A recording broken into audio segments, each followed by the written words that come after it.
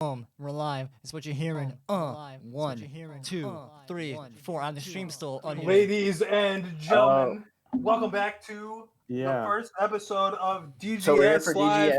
No. We are all just missing the podcast. What? What? Oh, What? Podcast, go. Podcast. I'm How Nick. do we? I guess I could have put our names on the overlay, but they'll figure it out. How do we start a podcast? I mean, By talking about it. I've never done a podcast, So- so Valorant's fun. Both the two of you have done podcasts before. Highs and I are the new ones to this. I feel like Heinz has done a Take the lead. podcast that he hasn't told us about before. Highs No, definitely I- has a movie podcast. They haven't. Do you want to? Look at him. He's been interviewed on Wall Street Journal. He knows. I feel like All right, Heinz- well- God damn it. You weren't supposed to say anything. Oh, my Sorry. bad. My bad. Bunch of Lady- podcast V's in this. Yeah, You can't say. the yup, keyword, podcast. which- Anyway, All right, well, welcome to DGS Live. First episode. All claps, big claps. Get some claps in the chat. I am not really your host because we're all the hosts, but I'm Nick in the bottom left. Anyone else? wanna go? Oh, I- I'm Trey. I'm in the bottom right, I think. You are. you are correct. Up above me. Hi, I'm Michael or Solo. I'm in the top right. I didn't realize you're doing gamer tags. What? You guys, your names are your gamer tags. yeah. Well, I'm Got a point. Carlos. So, so how's that solo? Oh, that's fucking funny, dude. But yeah, we are DGS. This is technically the first piece of YouTube content that we're doing because we did a trivia last week. But We did turn VODs on, right? I did turn Vons on this time, yes. Thank God. So if you weren't there for trivia last week, It's gone forever. It's literally gone. There's one 30-second clip that someone accidentally made, like a random clip, and that's all you get. That's the Forever. only remaining piece, unless someone like I don't know, pirated it and like recorded it as we were doing it. And, Shout and out the our worst, FBI agents. yeah, the worst part about that is that may be the only piece of DGS content Yasha's on for the rest of the time we do content. If it doesn't involve shooting something, then Yasha's not about it. In a video game. Right. And I'm not gonna judge. I mean, if you got shooters, you got shooters. No narcs on this podcast. That's all I'm gonna say. But yeah, so we just wanted to do our first episode. We are missing Trev and we're missing Yasha, but we wanted to get some content out for you guys this week, and you can just start it off. This is by- 4/6 of DGS. We're Or doing two- if you'd like 2/3. to, yeah, if you'd like to reduce fractions, yeah, 2/3. God. math. Who gave us a platform? We did. We That's took true. it. I guess like Justin TV. Whoever Justin is, and Justin. Is it who started Justin TV? I'm assuming it's Justin. Okay, assholes. Idiot. I know. Pretty sure his name's Justin Twitch, probably. I want to say Justin Wong. That seems like it might be racist. Why? I can. Let me I don't Google know it. how it's Against racist. Justin's? Like I feel like Who- I can't just say like a random dude's name. Like I feel like I went towards one side of a racial spectrum and I didn't really have to. Mr. Justin Justin- Livestream. Justin TV Khan. was created by Justin Kahn, Emmett Khan, Shear, Khan. Michael Siebel, and Kyle Vogt. Shout out to those guys, the original DGS. Word. DGS 2.0 is Yeah. us clowns, literal clowns. But yeah, if you don't know, DGS is a collective of I don't want to say content creators because we don't I'm a get content paid creator. really for this. The only person that does get paid is Michael because he's actually probably the most content creator. I guess Trey also is, but in a different kind of sense. Technically. And Trav too, yeah. Trav too, yeah. Okay, so literally everyone but me and Carlos is a paid content creator, but we want to do something more professional, and every stream on this channel will be planned out somewhat in advance, and then Planned out. Find out. more. I guess the word is more formal content than just playing fucking Fortnite on our solo channels. Wait, Formal's coming on the podcast? Episode 7. It'll be You so read the sad. memo? Oh god. We are down to have guests at some point, but I feel like the first pieces of content should be focused on just the boys. People get to understand who we are, what we do, and our personalities. And once Yeah, we get and- our footing in that, then we can probably open it up to having guests on the podcast, opening for like playing things with other people, stuff like that. We can open to more something like that, but to start kind of get our footing as a group and then go from there. Yeah, we went over it a little bit during our first live stream, which was trivia, but we don't have the VODs to show you any of the rundown.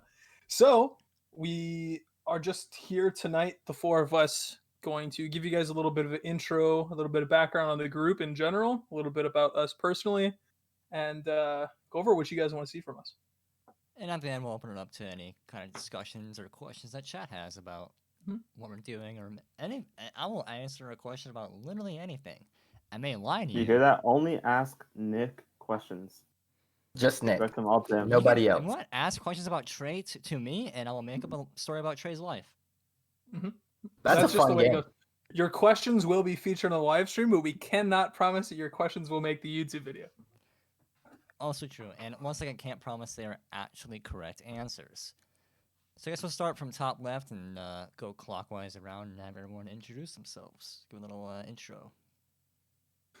So I think top left is The not most, paying attention at the the most moment. handsome the one here. most handsomest boy in law. Hey, Trey. No, it's Carlos, do an intro. Alright, my name's Carlos. Why is that funny? It's just his name, dude. He didn't even say anything. he said He it. goes, "Hi, I'm Carlos." Trey goes, No.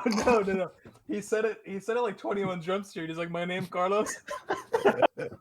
That's Trey was- racist. Alright. No, it's Channing Tatum. It's fine. Anyway, my name's Carlos.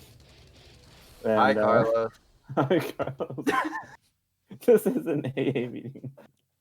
I We're all mean, here. We're I content do creators. have 2 cans of alcohol next to me, just on deck. All right, let's let Hyde speak. Okay. Weird flex, bro.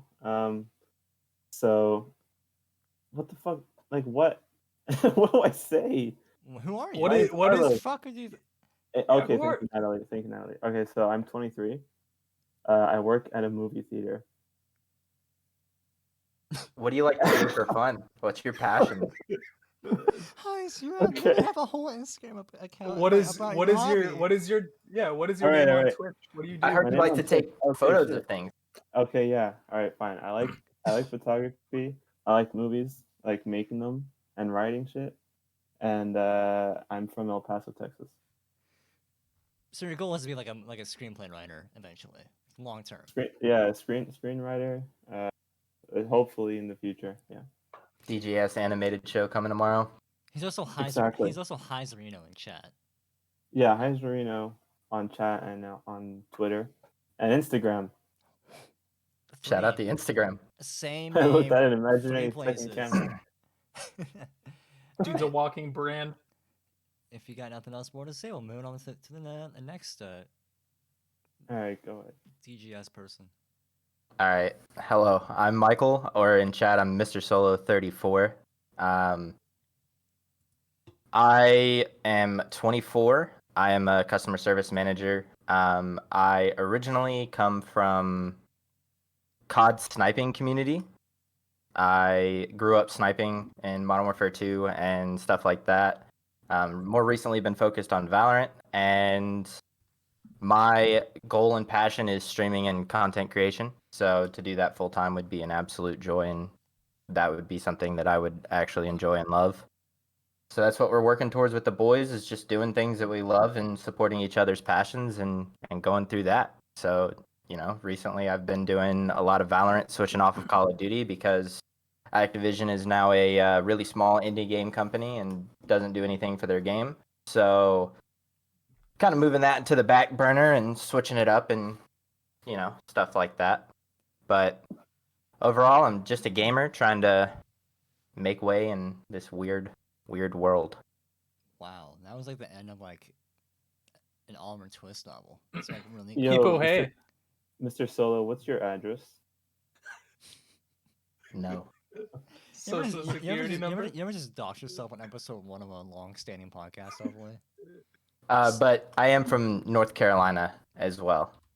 No, I'm joking. Yeah. Nightbot's going in on that right now. All right, so I guess I'll go next. My name is Nick. Insert last name here. Vegas. I am unfortunately 24 years old. Believe it or not, I live in St. Louis, even though I did live in Vegas at one point, hence the name Nick Vegas. And I don't know what the fuck I'm doing. I currently work for the feds. I'm not going to say in what capacity, because that would dox me. So I do work for the feds. I guess most people know me as a Halo player, which, unfortunately to that as well, is really embarrassing to admit. But the one game I'm really good at is Dead. So, but I did play CS for 5 years. That also failed. But I did meet Yasha playing CS, so I guess it's not a complete fail.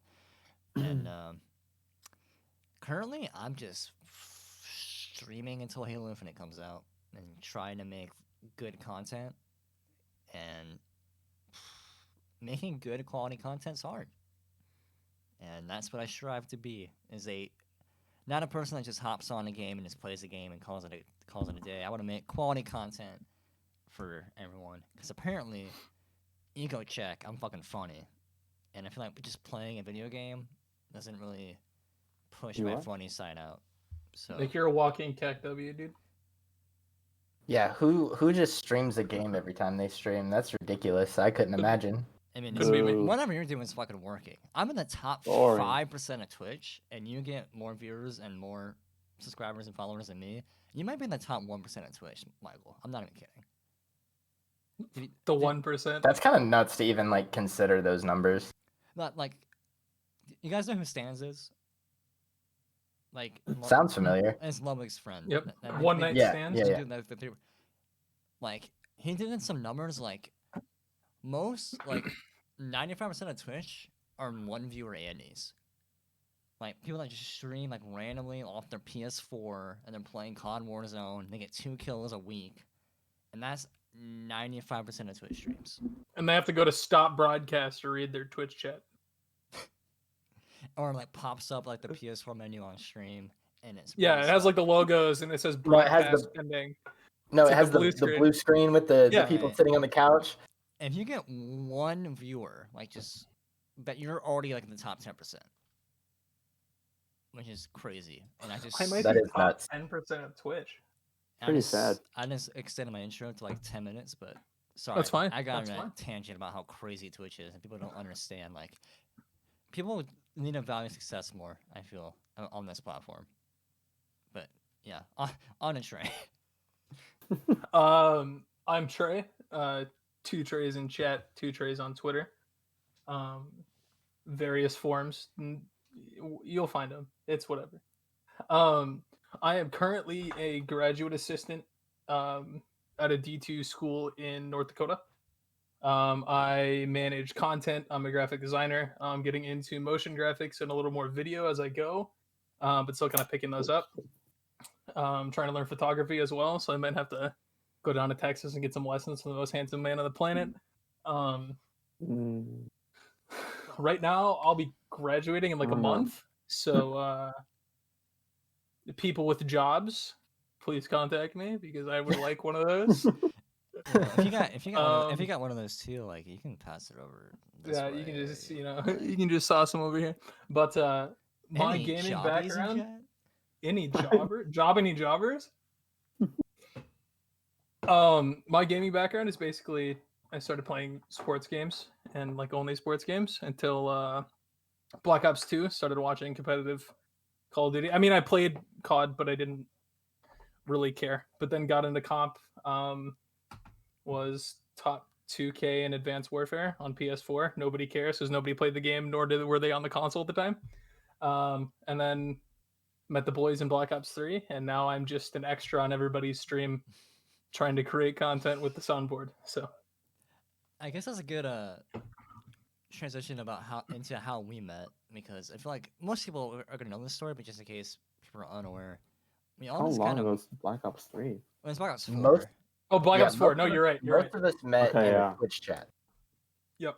when which Hitch a Ride was like a what, 300 viewer Andy maybe. at the time, Uh-huh. yeah, If that, he had like if he had that. 300 to 400 viewers, like only like almost like was it 1,000 subs or was it like under 1,000 subs at the It was time? under. I don't even It was think under. it was like at 300 When I or s- like when I 300 started viewers. typing in chat, it was well under 1,000 subs. Schoolmates. Because I literally always started typing in chat because I just wanted to type the dumbest shit in chat. And that's how people. I still remember when you got modded. Well, I just told Hitch to like Courage when Courage is still on Twitch. Rest in peace to the homie. He He just moved to YouTube. He made an Hitch. This is before he went, and then so like chat's like going like, and I just type mod me pussy and it's just chat, and the next thing I know I'm modded. So yeah. Well, I know for like a little bit there, he would like give it to you and then take it away with like within an hour, just to mess with you. I just like typing dumb shit in Twitch chat to farm CAC W's. That's my. You still do it, and you're still modded. That's my Mhm. whole. That's why I just take life in general. Just how can I farm the fattest CAC W? And like in any, and like even at work, I'm like, man, if I say this right now, it'd be so fucking funny. But I would get so fired. My whole. I wanna. So go ahead. No. Keep finishing. I was just saying, moving like on. my whole personality basically revolves around making people laugh, and that is such a benefit and a detriment to my mental health and other people's mental health because people don't know if I'm joking or not. And then I know for a fact people lay in bed if they're stealing like this motherfucker. I've had enough.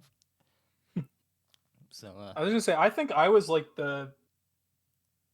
I wouldn't say the last one in the group, but like the last one to like get into TST chat.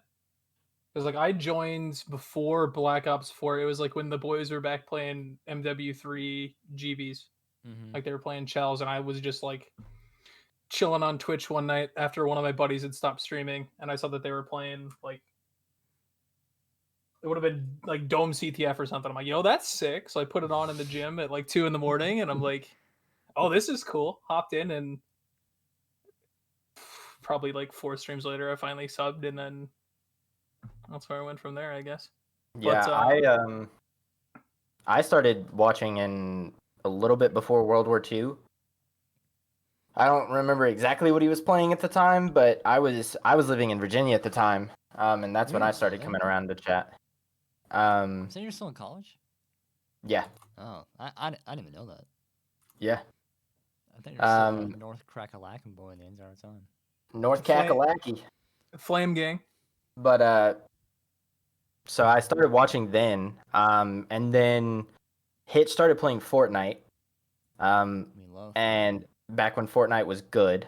I think I was a little bit after the H1 wave, because I don't ever remember watching him play H1. He was playing World War II when I started watching. But everybody hated World War II. The league play on that game sucked, so he started playing Fortnite like literally everybody else. And just started talking with people in chat, and a group of us that often talked in chat kind of became good friends during BO4. We all started gaming with each other and getting closer and talking to each other. And then Yasha was kind of on the outside looking in of that group. Yeah, this whole DGS group was like maybe the past year or so. Mhm. Whereas we all met, I guess, 3 years ago. It's about a year and a half now. It was like January of. It would have been like For- January of for 20. DGS. Mhm. Yeah. Honestly, I could probably look at it because I don't think I've played Gmod since then. It was Yeah. January of something because you guys had played a night with Yasha, and then The last time that I launched Gary's mod was September 27th, 2019, Well, and I'm that's pretty the sure date. That's the date then. Yeah, That's it the was date. January of 2020 was the start of the group chat. I know that for sure. No, it was that night. Yeah, I mean when like we were all in it. Like as Yeah, soon as everybody was came- added. I Well, came, it like, was a little just- later. I don't want to ruin the On point that of one. DGS, but like it started as just like 3 of us sharing a link, and then we're like, well, this person needs to see it, and then this person needs to see it, and then Mhm. And basically then it ended up with 7 of us in there, and now it's 6. all the boys thought it'd be funny to send this link out to each other, Mhm. basically. And then it's like, wait, the reason why we said this is because we're all like the boys, so that's why we're here. And Yeah, we were. It was just a place where we just sent random memes at first, and then we're like, "Hey, do you guys want to play games?" And then we started playing games together. We started playing CS a little bit together, and those of us that played COD would play COD together because Modern Warfare and Cold War absolutely sucked. So, well, like ever since we met, we like we always play games. Like recently, we were like we should like we always recorded bits and clips. But like we should like honestly like trying to put an effort into putting into this content thing because like I don't know if you guys any follow Yasha on YouTube, but he has like a couple and they're called Goober Brigades, and they're not all us, but there's some clips of us playing off stream, and they're really funny. Like I mean I'm biased because I'm in them, but they're really funny. And Yeah, that's that when, the first Yeah. Scuba Brigade probably like my favorite video on YouTube. Like Yeah, whenever I need to Goober smile, I Brigade go watch that. and that's why like I think that's the first time we were like we should like honestly put an effort into doing something. yeah, because once we kind of realized like how funny it was, like with all of us together and the moments that happen, like just like even in CS, like one of the funniest. That's the link to Goober Brigade if you guys want to check it out after the podcast. I'll put it in the YouTube description as well. Thank you, man. But like some of the clips that are in Goober Brigade, like we're playing CS, and like most people look at CS as like this super serious tactical shooter, like you got to take it serious to win. And then you just get a clip of Trey going, I think this is a bad buy, and like looking at people, and it's just the tone of voice. Like I'm pretty sure it's like right after an argument as a team, and then just Trey just looks at people Yeah, like, I think everybody was really like Yasha was pissed off because somebody didn't go where he told him to, and then we Yasha's were on a save always round. pissed. Yasha's And then like, I bought a scout on the save round, and I'm just like, I don't think this is a good buy. And then there's a clip of like, Sorry, I was gonna say there's a. we're all very different people, so like our personalities mesh really well together. Because I don't think any of Mhm. us are even remotely similar to each other. you and Trav. Okay, that's a whole. I've been waiting for him to be on the podcast for that one, but me Yeah. and Trav. You guys are the same person. I think we're all like telepathic between me and Trav sometimes. yeah, Yeah, I it's think we all have like weird. very common like personality traits, but we have just enough different to where Mhm. each person brings their own like a little bit. Like you can tell like how much fun we have playing together. Like even staying with the CS stuff. Like Yasha teaching me how to throw a mid smoke on what is it, Mirage? Yeah. Yeah, And it's I was just Mirage. the happiest kid on the planet because I hit it and I turned around and just no scoped the kid like 3 seconds afterwards. Like it's And it's timing. It's the way that we talk to each other, the way that we communicate it to each other. Like from the outside looking in, like some people might think like, oh, they're actually pissed at each other, and then the next round we're all like cackling, like just laughing Yeah, as hard as we can. like if you guys could have heard just the conversation us four were having before we started the podcast, like we were just sitting here dying the entire time. Like it was a solid 5-10 minutes of us just cackling. Yeah. Now here's a point I wanted to bring up that I saw in chat. CJ asked who the 7th member of DGS was. Do we want to talk about that? Do we want to wait for another podcast? We'll have him on the podcast. I think that's a good idea. I really do. That'll probably never happen because that person would probably never agree to it. Yasha and I just I'm came to the down to podcast. have a 3-person podcast with him and then Yasha and Trey. I don't think that's a great idea. I just don't. I don't think that's a good idea. If you do watch the Gerber Brigade video, though, you will be able to find out who it is because the end clip is literally the just the most bonehead thing I've ever witnessed in my entire life. So go ahead and watch Yeah. that. You can find out for yourself. But yeah, we should probably steer away from that for yeah, now. probably. But I think that's a good idea. Maybe eventually. You never know. You never know how popular podcast is going to get. Maybe somebody wants We some screen time. might and eventually talk about the things that led up to it and all that, like within reason. But I don't give. I'll say anything for KEKWs, man. That's yeah, what I'm saying. I know.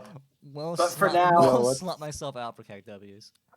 But for now, we're gonna avoid talking about that. What are you saying, I agree. Carlos? On I was gonna say like on the same note of like how we met each other. I was just wondering like what that pop is behind Trey, next to the baby Yoda. The pop figure? Oh, that's Tyler Durden from Fight Club. Oh, okay, cool. Thank you. Bro, I thought that's your desk. I That's thought that all. was on the floor. I know, I don't bro. know That's why a my depth perception was so off, but I thought that was your floor. Yeah, it seems like your There's a- desperate perception was off. God No, damn I'm literally only a torso. I'm actually just on the ground. But I think a good I guess it's content, but I think a good question Oh. to ask is like how people got into not gaming, but like just Twitch, because I think Twitch is like such a subset of gaming. I feel like having people talk about how they found Twitch is super interesting to me. So I guess I'll just start how I found Twitch. So right when Justin TV rebranded into Twitch, that's when like I found out about it because it was like big headline news, and I was super into Minecraft at the time, and I had a guy I played with. I don't even know his name anymore. He was Swedish, and he was like, "I'm gonna start streaming on Twitch and become like the biggest Twitch streamer." And he's a Swedish Minecraft player, so that's how I got into Twitch. And I've been watching Twitch since they've rebranded, which is so that's like almost 9 years. Can't believe ago. you were one of the first people to watch PewDiePie. That's insane. What year was it? I did get into YouTube like Let's Plays, like gaming videos from PewDiePie. I will say that. Like Yeah, when bro. that first like Slender Man game came out, like the really janky one. Oh yeah. His- The one with his- the where you have to collect the pages. Yeah. So I was like, I was really into that lore, like the YouTube series, like before I watched. Shut the fuck up. Before before I watched gaming videos. So, and I heard there was a game, so I looked up like Slender game on YouTube, and PewDiePie came up. And that's how I got into the whole PC gaming, all content creation thing was because of PewDiePie. And I'm not ashamed to admit it. He's fucking talented. So Yeah, I don't mean to like deter from this conversation. Just like a quick like side note question because I've never asked you this. yeah, But like now hearing that you've been into like the Slenderman lore and stuff like that, like were you like I watched But- every Marble Hornets video when it came out. Like every Okay. like Marble Hornets, Everyman Hybrid, Tribe 12, like those are, like the three main Slenderman ARGs. Every time an episode came out, I watched it like live immediately. I mean, like run to my desk and watch him. I'm obsessed. This is interesting. I've never thought of you to be that kind of person. It's really interesting. Like I could talk about Marble Hornets, and it's honestly aged really well. Like, have any of you guys watched the Slenderman like YouTube series like in like 2011, 2012? I have no I've clue what not. you're talking about. Bro, I'm gonna link you after this. It's really like, I guess like Blair Witch Project esque. You can say highs. Have you watched it at all, highs either? No, bro, it's too scary. And it's honestly like not. It is scary, but it's more like a thriller.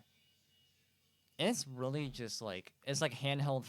It's literally just found footage of Slenderman. And it's a whole YouTube But- series that went on for like 5 years. Of real life. Real life. Have you That's- watched this since 2012? Does it hold up? Yeah, This man's talking about photos of Bigfoot, just like it's Slender Man instead. dude. Like there's a. Let's see. Have you heard of the channel? shit. Have you heard of the channel Nightmine? It's Slenderman. Shut the.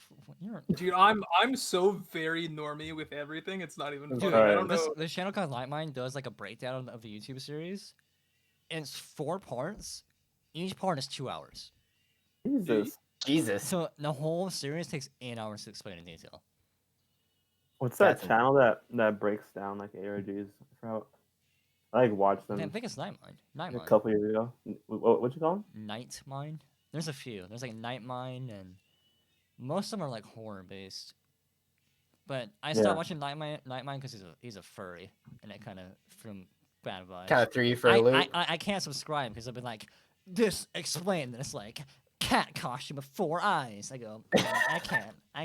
You can't just mentally move past that. Like you're just stuck right there. And he has like a corpse husband type voice, and I'm like, Oh I feel like I no. have a cat with like 4 eyes, like.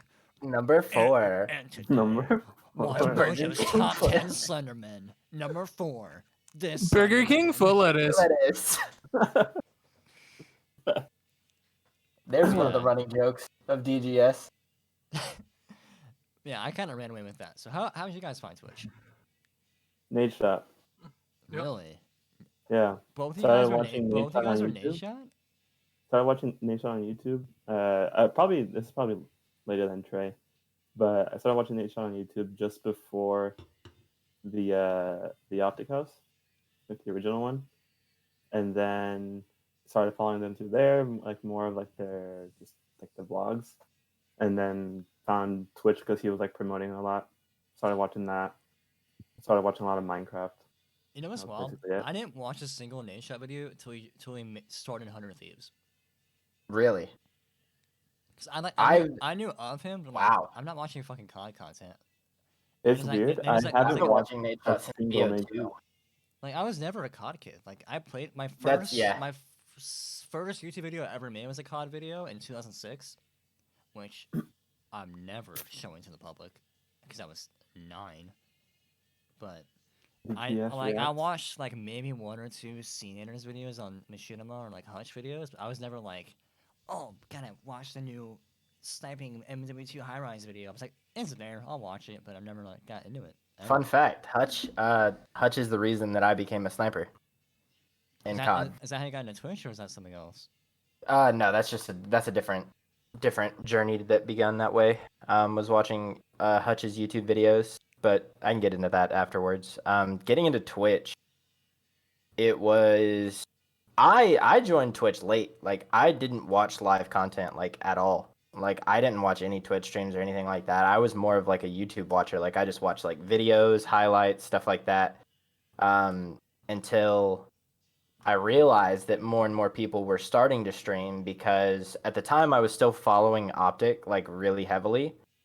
And it was What when year was Scump this? Like, this was probably like 2018, 2017. holy, so you like just like Jeez. found Twitch before you found us, basically. Yes. That's Yeah, wild. I had recently been on Twitch. Like when I say that Hitch's stream is the first stream, like I would say it's the second stream that I actually like began watching. His is like the 2000th stream that I watched. Well, the reason that I started watching Twitch was because I was still following Optic really heavy, so obviously biggest person in Optic that I was watching was Scum. Because I still enjoyed COD. And this was right around the time that Scump finally got released from his contract with MLG. Oh yeah. So he I was still forgot about streaming that. on MLG.TV and finally got released from that contract. And I was there watching like his first night back on Twitch. So that would have That's- been what, like halfway through Black Ops 3? Something like that, yeah. Damn. So that's when I started watching because I was like, oh, this is really cool. And like I made my account and everything and like started watching. And I subbed to Scump for a little bit, but I was like, this is stupid. So because he'll go on like 3-4 month hiatuses from streaming because of competitive season. Not that it's stupid to support someone if you enjoy that. I'm just saying like I just thought it was kind of a dumb financial decision for me. Wasn't for you. But and I started not enjoying watching as much competitive side stuff, and I was looking for like because that's when I started to realize kind of what Twitch was like an interactive place where you could talk to other people and talk to the streamer themselves while they're playing and stuff like that. And so and I had quit COD for a little bit because of jetpacks and stuff like that, and being a sniper I just didn't fully enjoy it. So I started getting caught up on Optic through Scump. And then I found Hitch, and I was like, oh, Hitch stream. So I'll go watch Hitch streams because I found out that Hitch was from North Carolina, just like me. And I thought it was super cool to make that connection between Optic and, where I'm from. So then I started watching Hitch's streams, and That is so crazy to me because mine is such opposite from all three of you guys. Like, if you asked me in the start of 2016 to name one con pro, I couldn't name one X or current. See, Like, you guys That's are gonna think crazy. mine's really weird. for Twitch. So I technically Nade Shot was the first gaming. That wasn't the first thing I watched on Twitch though. Are you good, Mike? Are you done, Michael? Oh yeah, I'm good. Yeah, Yeah, okay. that's how I found Twitch. Fucking Amaranth sub tier 3. No. Oh my God. Pokemon's my only tier 3 sub. No, I'm just kidding. So I started watching Justin TV to please feds stay away to watch UFC and boxing pay-per-views. I watched them on Justin TV, and then like the occasional like WrestleMania or just the big WWE stuff because I'd watch it with my friends. I didn't like watch like consistently, but like I'd watch the big pay-per-views. But I'd watch those on Justin TV. And one night when I was there, I had seen oh boy. I'd seen something in gaming, and I'm like, do people actually like stream themselves gaming? That's kind of weird. And then I had gotten off the platform. I'd only jumped on Justin TV to watch like those pay-per-views. And then I was watching some of the cruise content, watching KYR Speedy, and he had mentioned something about like, oh, we're in a game with Nade Shot when they had like the I think they got like early access to Black Ops 2. Oh, I And they- remember that Holy shit, video. That's a long time. What? ago. They were so they were like in his lobby, and so like they're like, oh my god, like we're gonna beat Nade Shot, and he like ninja diffused him or something, and I'm like, Nade Shot, professional, like what the hell is a professional gamer?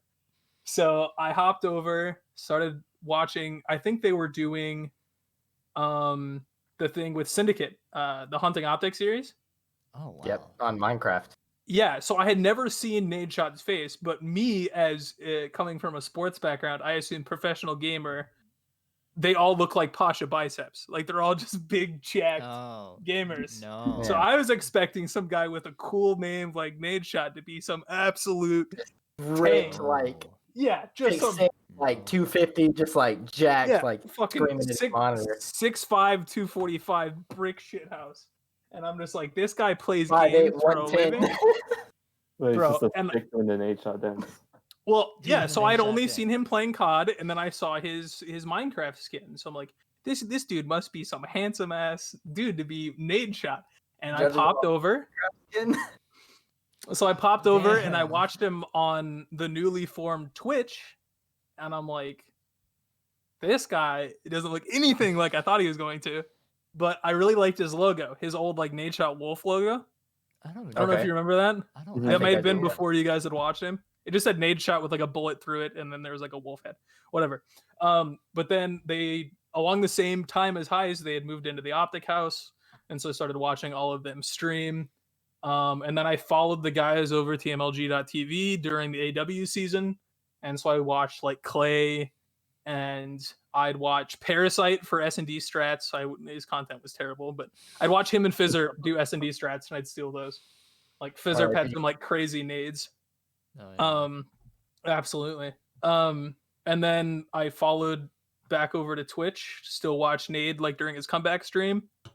Got a big ol' nostalgia boost there, and then my friends started streaming on Twitch, so I'd watch them, just hang out there. I don't think I followed anybody else besides for Nade, never subbed, was always just YouTube frog just sitting in the chat, not saying anything. And then like I said, I had put it on after one of my buddies was streaming, and I don't know if he had like hosted Davis or if he was playing in the same category and he was like a recommended stream, but I saw that they were playing MW3, and I'm like, you know what? I'm gonna watch Dome CTF, so I threw it on in the gym, and That is so random.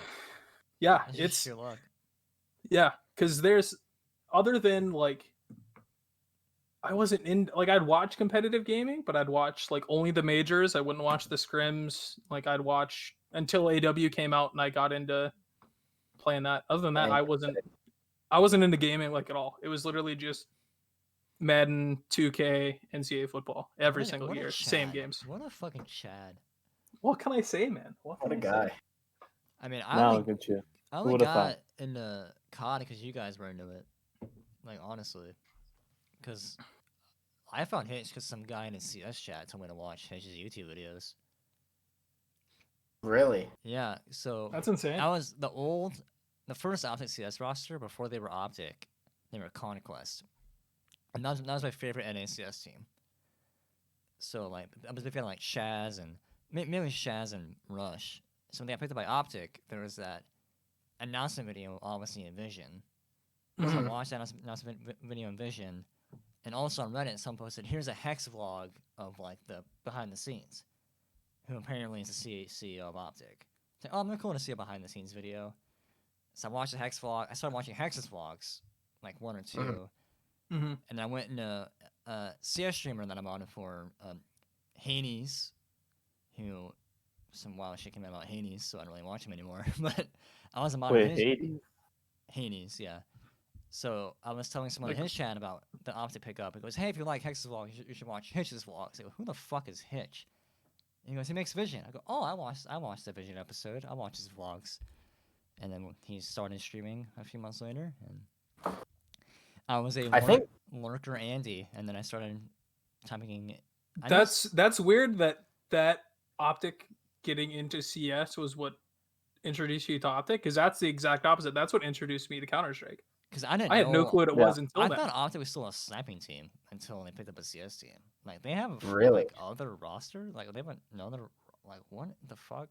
because so for me, obviously I knew about Optic from way back when, back in the sniping heyday days, because that was it was Optic and FaZe were the two big ones, and then you had Soar and Dare and the other like smaller but like large teams. Right. So I knew about CS back then, so I didn't even know about like Optic CS team until they had like the roster that everybody thinks about. The Mixwell roster. The Mixwell roster. Ooh, such a with- good pickup. Ooh. It was Mixwell, Rush, Tarek. No, it was before Tarek. It was Oh, Dab. the one right before. It was Dabs and Nav. and then instead of Daps, it was Stanislaw. Was that? Yeah, he left like 2 or 3 times, so I can't even remember. Yeah. Right. So that's thought you when were I talking about realized that Optic had because I was kind of like in and out of like paying attention to what Optic was doing, and then like not worrying about gaming world at all. Because back then I had just basically given up on like blowing up on sniping, and so I was just like whatever, like I don't even care anymore. Because trick shotting kind of wasn't as prevalent after BO2, and that was kind of like one of the big things that my friend group did. My IRL friend group did was trick shot, and then with age, like everybody had their own stuff going on. So I just kind of quit paying attention to it all. But then, when I started, I think the first Vision episode that I watched, it's funny that you mentioned Vision. The first Vision episode that I watched was the Halo announcement. I was just gonna say, like, if the Halo team was good, I would have found about the Halo team first, because Not 7. I watched the No, Halo. I think it was 7. No, 7 Which- was the IW champs. It was No, dude. Why am I blanking on the name? Crossroads, right? Crossroads. Crossroads is the first Vision episode that I watched. Crossroads. I watched that. That was- I watched that in my work parking lot. When I went to the pizza place. Really? See, that's crazy that was like your guys' first, because that was like I watched everything leading up, and like that was like the focal point of like content at that point, is everybody was looking forward to that. To Vision. And it makes sense that Yeah. sense that that's why Vision like reached out into different spaces, because it was that big and everybody was watching it. well, Like there was people there from were always random doing CS it, pros. but no one did it like Vision. Like I wasn't interested in like the Team Liquid LOL documentary. I Yeah, don't watch League of Legends. I don't give a fuck about their documentary. Vision was like, here's literally everything. Mm-hmm. And then TSM had theirs as well, but I didn't even know about it. Like I didn't even know they were I doing didn't it. either. I think the only other like big frame content was, I think E60 ESPN did one on Dota 2 when the NA team won like Worlds I or don't whatever give that a fuck was. about The Dota to this day. international. Yeah, because I even watched that in one of my college classes, like for really? sports tourism. It was just like, hey, like there's more than just average sports, and we watched the whole documentary, and that was weird because I had no clue what it was. I just had like friends in college that had played like League, so that was even a higher step up that I didn't understand.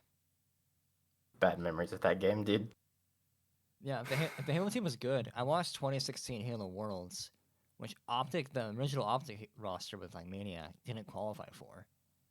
So I Mm. watched that, and I Wow. want COG win. And that's when I first knew Halo was not back, but not Halo 4 dead. Was Right. That, was that Worlds It event? kind of got revived a little bit. Because Microsoft was like, here's like millions of dollars to make people play our game. So, Yeah. because Halo 5 still has the biggest console price pool of all time. Really. Yeah.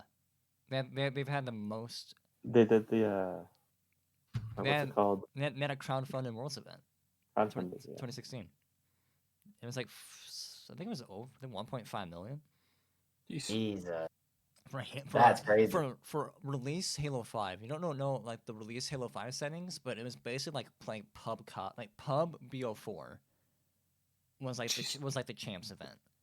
So like That's crazy. everything was in the game.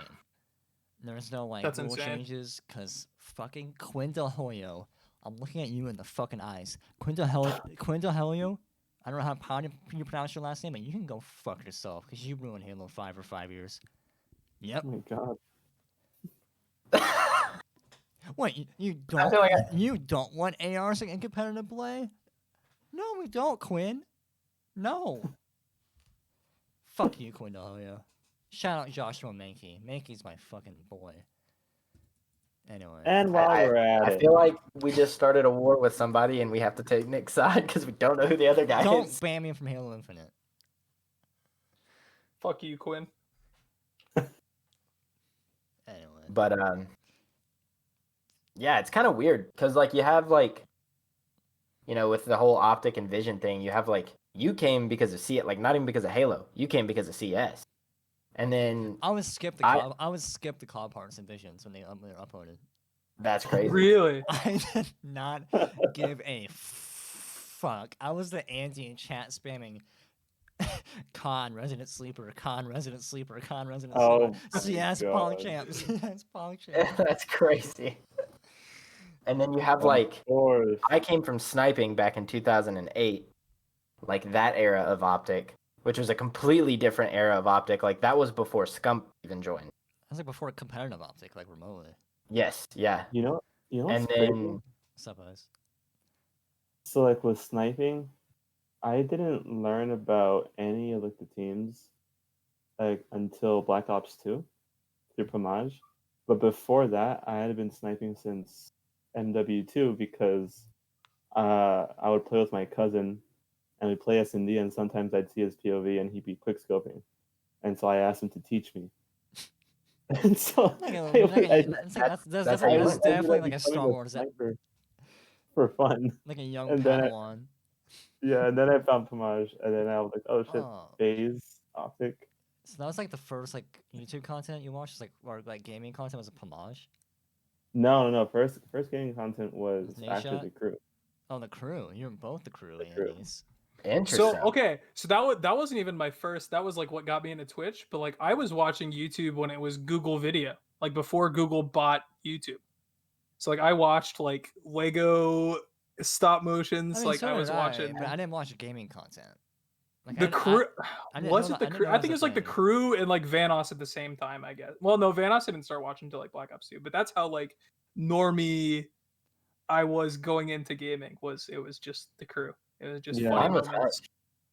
Hutch. Yeah. Hutch and So Anders. Hutch, yes, Hutch, Scene Anders, and Sark.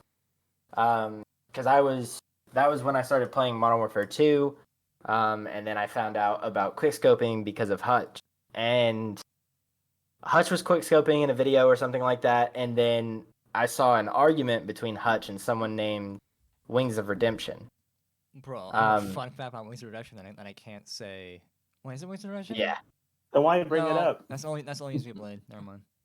yeah, you're thinking of Only Use Me Blade, but I'm gonna say because that was like the big six that first got signed by Machinima. It was like Hutch, Machinima.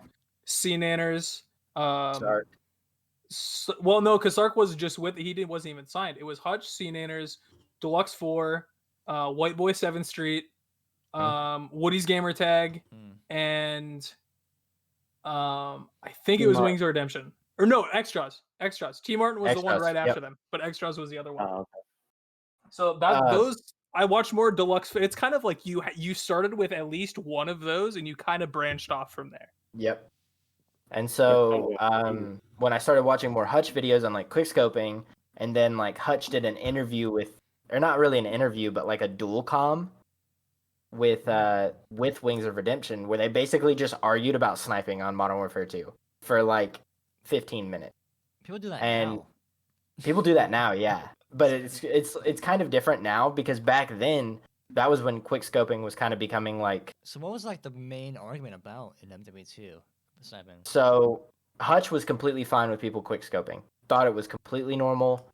It's actually kind of relatable to now with how people wasn't are. that in COD 4 though? You can quickscope on PC though in COD 4, right? Yes, you could on COD 4, but in Modern Warfare 2, because of Sleight of Hand Pro and all that, It kind of like more meta, I it guess. massively blew up. Yeah. Couldn't you technically do it in COD 3? But yeah, it was also PC, COD 3 like is PC only. COD 3 is not a game. Don't tell If Hex you're that. gonna talk about like the origins of quickscoping, probably COD 2. But for What is like COD 2? like actual like Modern Warfare 2, like you know, the Civil War. the argument then was Hutch was for quickscoping, and then Wings of Redemption would play the game how Activision wants you to play it now, and he would run like Scavenger, Cold-Blooded Pro, and like Ninja, and he would be the one that like on Wasteland would be sitting behind the barrels, like waiting for you. And like he was like, you have to like he would be talking on that interview and talking about how like you have to move tactically across the map and like choose your positioning and all this. And Hutch was like, I'm trying to shoot people. I'm just trying to run at them and shoot at them with a sniper, and that's what I'm doing. And I am allowed to do that because of Sleight of Hand Pro and all this. But like watching that whole thing unfold, I found like the optics sniping team and the montage side of sniping, and I was like, this is the coolest thing I've ever seen anyone do on a video game, like by far. And so like I shared it with like my IRL friends at the time, and they were like, we got to do that. So did your friends in real life like also share an interest in gaming videos? Because almost none of mine did. I tried, but they're like, nah, it's not really for me. All of my IRL friends did at the time. That's crazy. We all, that's like I've told you guys this before. But like we had like a trick shotting clan then. Like we made our own team, like we joined teams together, like stuff like that. To trick shot in Modern Warfare 2. Like even oh, go ahead. I was gonna say, can we have like a part of an episode sometime where we hear the Mr. Solo story? I think this might lead like, into it. I was gonna say, I don't know, like, because we're already to an hour, so I don't know if we want, because I want like a full segment. I want like a full segment, like where you just tell that story, because I think it's a fantastic story. The story of how I got my gamer tag? Yeah, because I just want like a whole part dedicated to that. It's low-key so stupid, but it's also so funny to me. Yeah, see, it's so petty. It's ridiculously petty. I think it's petty, but I think it also shows like just a thought of if you don't feel welcome in like a group of people, and then like from where Michael's come since then, I feel like it's almost like just the story of him, I guess. Maybe I'm too You gotta be careful with your wording. I live with one of the guys now, okay? So just like, let's take it slow. That's like a fucking Score esports video. The story of Mr. Solo. The story of So how'd you get your name? Well, we can save that for another time if I was gonna say, because I just want that to be like archived somewhere. Like I want that whole story to be. You want that documented? Yeah, I love that story. On the DGS Clips YouTube channel, just a segment. I thought of a question. Okay, so MW2 came out 2009, right? Correct. Halo 3 came out in 2007. Those are both considered the best games of each series. YouTube came out. YouTube, I think, started growing right at the same time as the. Do you think those games are perceived so highly because of YouTube, or do you think they're on their? Even if YouTube did not exist, they would still be considered the best games of all time. Because I think most there's such like this nostalgic. I really think MW2 blew up because of YouTube. Honestly, I think that, but I also think a lot of it was somewhat with that statement. I think a lot of it was Facebook to start off with. Like Facebook and MySpace was there a lot like. So is it just like the internet culture in general? Yeah, I think it's the launch of the internet age. Because then, like, so if you think about it this way, like Halo 3, Modern Warfare 2, Facebook, like YouTube, they kind of all blew up then, like in that years of reign. And so, like, people played Xbox before that. People played different games That's what before I that. mean. And then I think there's two reasons that Modern Warfare 2 specifically, because you would know more about the Halo side Right.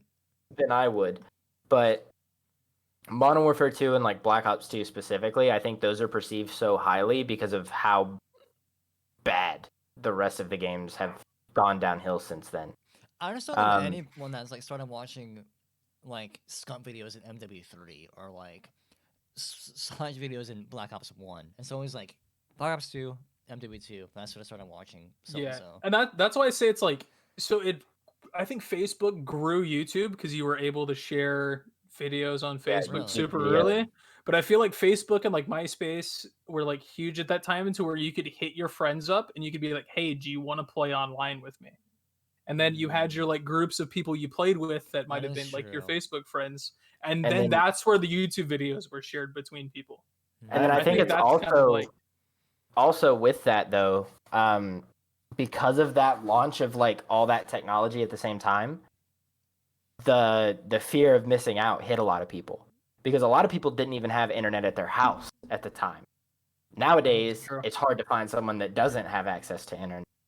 And so I think that the people who didn't have internet beforehand got internet because of, Facebook, MySpace, YouTube, gaming, whatever, facet of the internet that they decided to get into at the time.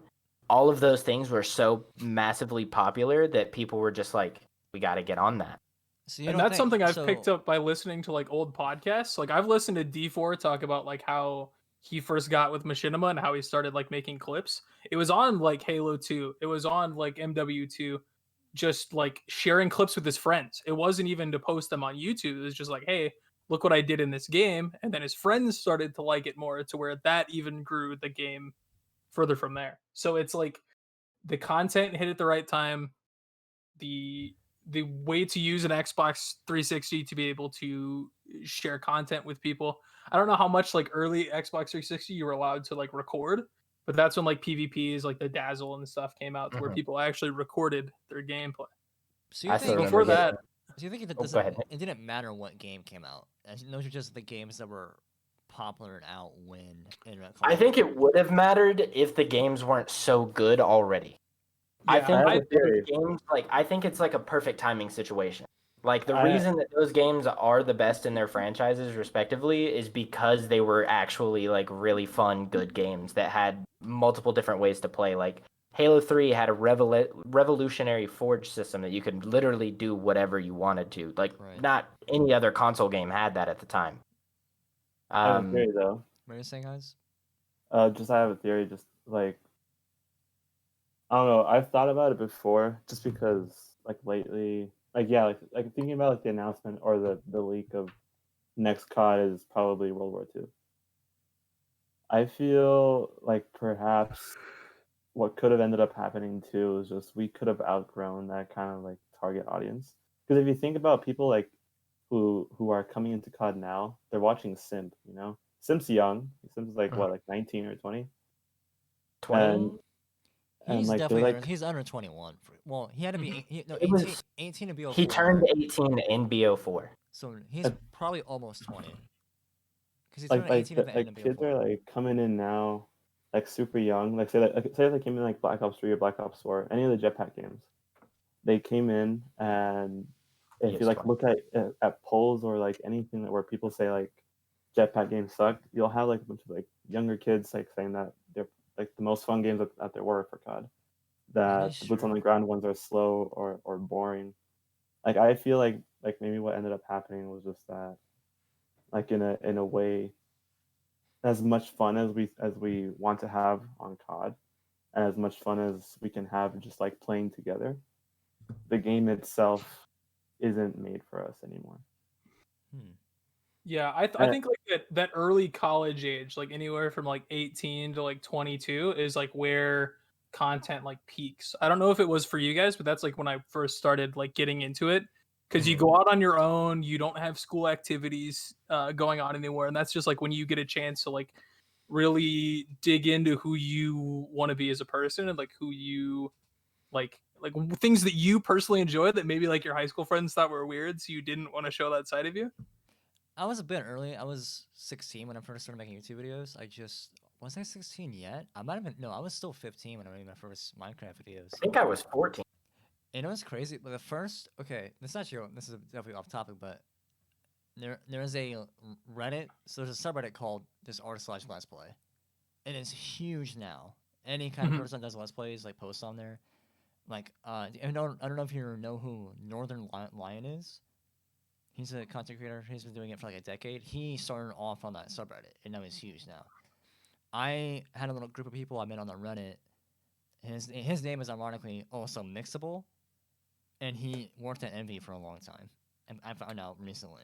So like that's just a Is random. that the guy who tweeted at you when you tweeted Yeah. at Kelly once? It was like, Yeah, oh, there's another Mixable? I follow 2 people named Mixable, That's crazy. and he works in esports, which I knew him like a decade ago making random YouTube videos. My first YouTube video, I was 11. There is somewhere on the internet, I made it's my face isn't on it, but Thank somewhere on the God. internet there is like an 11-year-old or a picture or a video of an 11-year-old Trey in like 2007, and my buddy recorded it on his Motorola Razor and uploaded it to the internet. And it's me wearing a Chucky mask and I'm playing Smoke on the Water on an electric guitar. So if you can find that somewhere, send it to me. I don't know where it is, but that's There somewhere is out a $100 Venmo pot officially for that video. I will send you my entire stimulus check if you can find that video because I've tried. And it's on Um, YouTube. I've hit up my buddy like to see what our account was, but that was the thing. So you couldn't sign in to YouTube from there. So I think it created like an auto-generated like user 5605253. Probably. So and I don't know if it's still up, but it was literally like a imagine that 7 video second. has like thousands of views. What if that video is like low-key viral?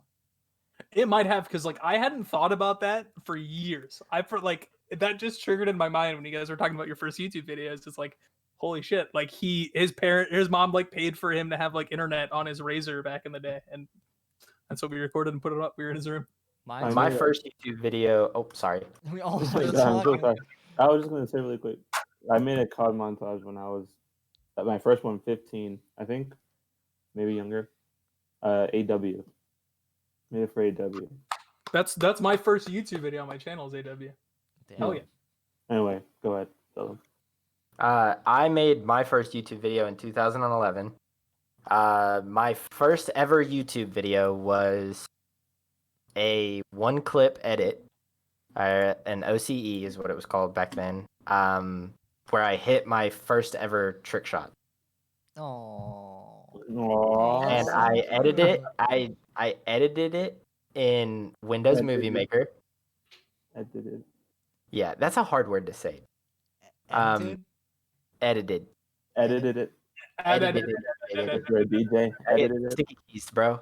But like it was the first. It was recorded on a not an HD PVR. It was recorded on a Dazzle.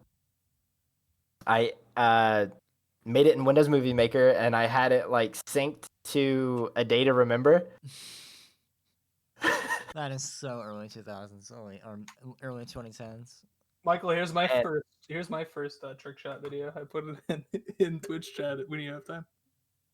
Jesus, what is this? So just keep the Oh, this conversation. is real. Yeah, to Oh, keep this- the yeah. conversation going. So yeah, that was my first one, and then obviously, I had a long series in 2011 where I uploaded a lot, because I was doing like trick shotting episodes and stuff like that. And then I took a huge hiatus after that. I guess while we're mentioning first YouTube videos, the one I did in 2006 was a COD 4 tips video. Most of Do not tell me you're an M16 judge kid or jug. so most of the map with where is the cover map when you just throw a nade off the rip to the other side of the map. Is that backlot? Strike. Not strike. No, Crash. Not no. It's the one that was in MW, the newest MW. it was in MW. It's back. It's Is it got- backlot? It's got Backlot, the one with the It has a like construction, ape.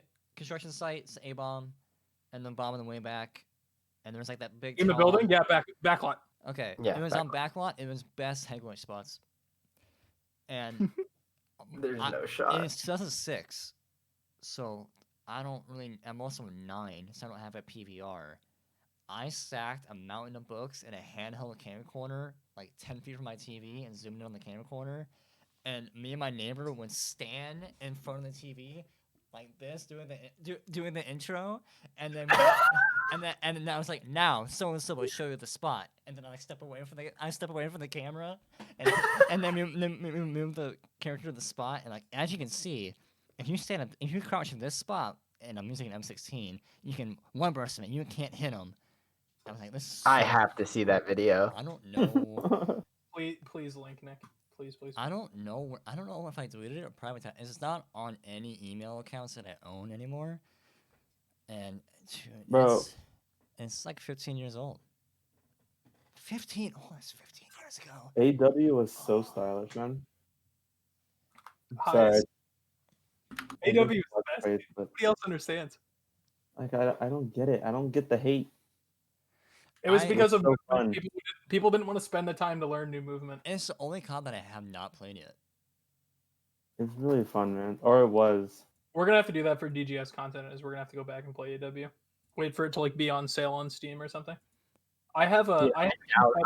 Yeah. I heavily doubt there is a PC lobby on that game. Well, let's do a custom That's game. Let's do a custom Yeah, game. Private. Oh yeah, we could do that. Oops. I do have Val. a competitive Call of Duty Cameras a froze. No. competitive AW tryout film that I edited on the PS4 on here somewhere. I did a 5-minute montage, and I'm pretty sure "A Millie" by Lil Wayne is the song in it. And what's the second? And the second song was like the Cruise song that they used when they played CS. It was like a K-Flay remix, and I have that for like the rest of the video. It's super nerdy. I think K-Flay is like my new montage music person. I'm a big fan. I have a K-Flay. K plays good. I think Yasha showed me K-Flay and started Wait, 2016. bro. I think my montage has K-Flay music. Is it? Because what- mine was like the song that Hova and G18 used in like every CS intro. I don't know if you remember that song at all, Highs. It's like fuck. I have it somewhere. Hold on. I can Had- even link this. Is it? Spotify. It has to be like old K-Flay then, right? Yeah, it's Because she like did rap to start off her career. Now she's more like alternative mix. Still a big fan though. She started streaming on Twitch recently. Once a week she streams on Twitch. Pretty cool. it was You it get was modded. Make Me Fade. Ooh, That's the one. I have that. K-Flay I have was- that album on vinyl. I have 2 K-Flay vinyls. It was like a Vanek remix of that song, and I used that in that montage, and I got picked up for my first competitive Call of Duty team. I got a grip sponsorship, boys. The grips were bought in bulk on Amazon, but then sold by like 14 different companies that tried to con Bro, kids into I buy these grips for $5 when you could actually buy a lot of 450 for $5. So I over color corrected that montage. Like I like went so hard on like it was like a Sony Vegas trial, and then just like put it out. I got decent views for like my first video, but like Jesus, looking back at it, So Oh, Highs, no. Highs, did you ever try to play competitive COD remotely or no? no, Like not in like GBs or anything? not until you guys. Really? So you Uh, just like watching? Yeah, I just like watching mostly because like I would like see like scum, you know, and like sometimes I'd be like, oh, I can hit shots like that, but also like I was just like, I like think about like calling out while playing or just multitasking in general. Like I just couldn't. And You're kind of anytime a I- quiet guy, so I don't. If you played on a competitive team, you would definitely not be the IGL. I think you would No. definitely just be like the silent fragger. No, yeah, that's exactly like what I did. I would Because play and you're I, not bad, like at all. Like honestly, Right. When you try, you're But- actually pretty gross. my peak was probably MW3 or even actually AW. But like MW3, I was pretty nasty with the MSR and the MP7. BO4 is still my best COD, man. BO4 was so slick. That BO4, was like the bro. first COD that I tried it, and I was like actually like kind of gross at it. You like got mad at me a few times in Black Ops 4 during private Cause matches. you would just go like fucking like action figure only or like something bullshit only, and Or not even that. Like I would like get like I would honestly I would get kind of annoyed whenever I just couldn't hit a shot. So I'd switch to the ICR because it's like such an easy mode weapon, and I would just like talk shit to you. Why they decided about that double grip was a good idea on that gun, I will never Dude, understand. that is still one of So my favorite. great. That's still one of my favorite guns in COD history, though. The ICR It's feels so just it meaty. does. Right. It's buttery smooth. Now that we're on the topic, what is your favorite gun in COD history? Not history. Because I'm gonna go. Everybody knows my answer. I can't. Is it The intervention. intervention? Haha, yeah, it's the intervention. Highs, mine is a direct tie between the BAL and the ASM1 from AW. Oh, Because honestly, the BAL could shoot up close and the ASM1 could shoot long range. So it's pretty much you used whatever gun you were more comfortable with. I love the bow. Like that one's up there for sure. But I think I want to say I can't think of one either. That or the MSMC with Cherry Blossom. Right. or the M8 in Black Ops 2. The ACR. ACR is a good choice. I like the MP7 and MW3. Do you guys want to know what the first COD setup I ever ran was? MW2 playing split screen with my cousin who knew how to get up on top of the building on high rise. So I had to use a Scar H with thermal sight so I could see him. And he'd still just kill me every single time. I got so sick of playing Wasteland on MW2. I'd see it and I'd turn off my PS3. Oh, I found it. I found my favorite COD gun. I forgot the name of it. What's It's the the name of it? Walnut War STG. Ooh, that thing sounds That so was the beautiful. one. That was the last AR you got, right? For hitting max Mhm. level. No, in The- World of War it was the MP44. No, that's So- is that COD 4? MP40. He's talking about World at War. The STG? Like the Oh, STG. okay. STG 44. Yeah, The it was iron black. World War sights. II The STG iron was sights on good it were too. so clean, and it felt so fucking meaty. Love me an STG. It's Well, they also made it That- awful in that- World War II. That gun in World War II was the bar for me. Like the iron sights were bar's the bar also in World War really- II. Well, the Bars are big. STG-44 in World at War was a banger of a weapon, and then when they put it in World War II, it was the best gun in the beta. Like everybody was expecting to use it. They nerfed it and they made it World War sound II like a was crazy. change machine. World War II Mhm. was crazy, man. You know what I liked also? The MP5 and COD 4. Oh yeah. It's a The That- MP5 and COD 4 is a good one. Am I? This is really we're jumping around, but I feel like in the whole COD metaverse, ARs get fucked all the time. Like, Yeah. Wasn't the meta sub in World War II the PPSH the entire time? Yes. Yes. Yeah, And then there's it's like because five. the different- ARs were so good at the beginning of the game, and the nades were so good that you never saw anybody on the map because kids would sit in head glitches and they'd toss nades into your spawn. Especially when the FG-42 was the most used gun. Yeah, so subs but just that couldn't one's push two-bulleted. anything. but instead of nerfing the nades, they nerfed the ARs and kept the nades. The game was still bullshit. It's like Nobody every wanted to year the ARs get GA'd. Like in BO4, the Rampart got GA'd because the I will Rampart say at Fort Worth went crazy. Yeah, that was Last- nuts. last half of World War II was really fun. I like World War Personally. II. I'm gonna say it. I thought I the did too. maps were really mid, but I really liked the guns and how they felt in that game. Bro, I loved London Docks. Comp I is think that's super the fun, best but comp is awful. comeback a COD has had. Comp was so bad, dude. That's what Comp made was terrible, but Well, like you playing just- the you game, just that's get- one of the oh. best like comebacks a COD has had in the middle of a game. Yeah, you just get Arden Forest for half a series back to back to back, and you're like, holy shit. Arden's Forest is also not a good map. Yeah, It's but it's- it it's the same launched as with Check- what, like 6 or 7 maps? It's the same It thing. was like Happened, the same thing happened with London Cold War. Docks and Forest were like the only two maps that ever got played that entire game. I don't know. I thought it was pretty good. I really loved the FG-42. Honestly, Yeah, Nick, it was good. coming as a Halo kid, I feel like you would have been really good at Advanced Warfare just because like the maps were like easy to manipulate. The movement was tough to learn, but once you like got it, it was just fine. And S&D on that game was so fun. Like I think if we played AW right now, Nick would probably be the best out of all of us. It'd be between you two, Yeah, just simply based on how similar AW movement is to Halo 5 movement. Kind of disrespectful, Michael. I mean, I was top 2,000 on Game I Pass. said you too. I know. I don't know. And I guess it depends. I never played AW, so I'm not really sure how the boost works. I know it's really, it's not like BO3 or IW where it's like It's gradual, kind of it's like like Halo. it's stunnery. It's really stunnery, right? Yeah, it's kind of like Halo, but it's like super fast. It's much Right. faster. And I think the best part about that game is nades weren't a big thing. It was stuns the entire game. And you could trigger the stuns to flash. Like you could flash a corner easily because you would know exactly when to trigger them. I think nades and And- jetpack games were useless anyway. Like, I mean, Just- so that's the thing. In wow. S&D, they were really good because you would just nade spots.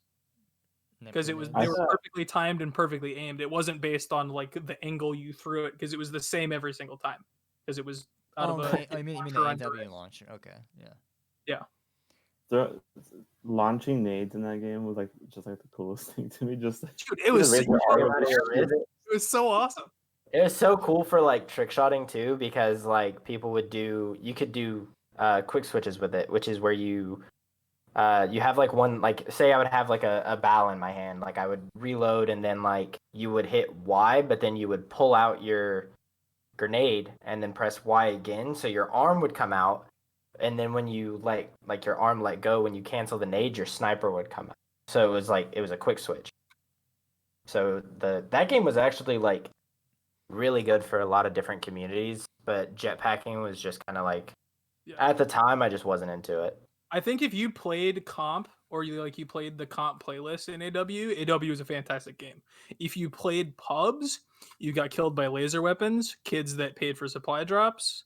Like I think like if you played the first half of that game, it was super fun and super nice because you only got supply drops from playing. You couldn't buy them until like February, and then nobody was buying them, and then Nadeshot dropped like $2,000 on supply drops and made YouTube videos, and then everybody started buying them.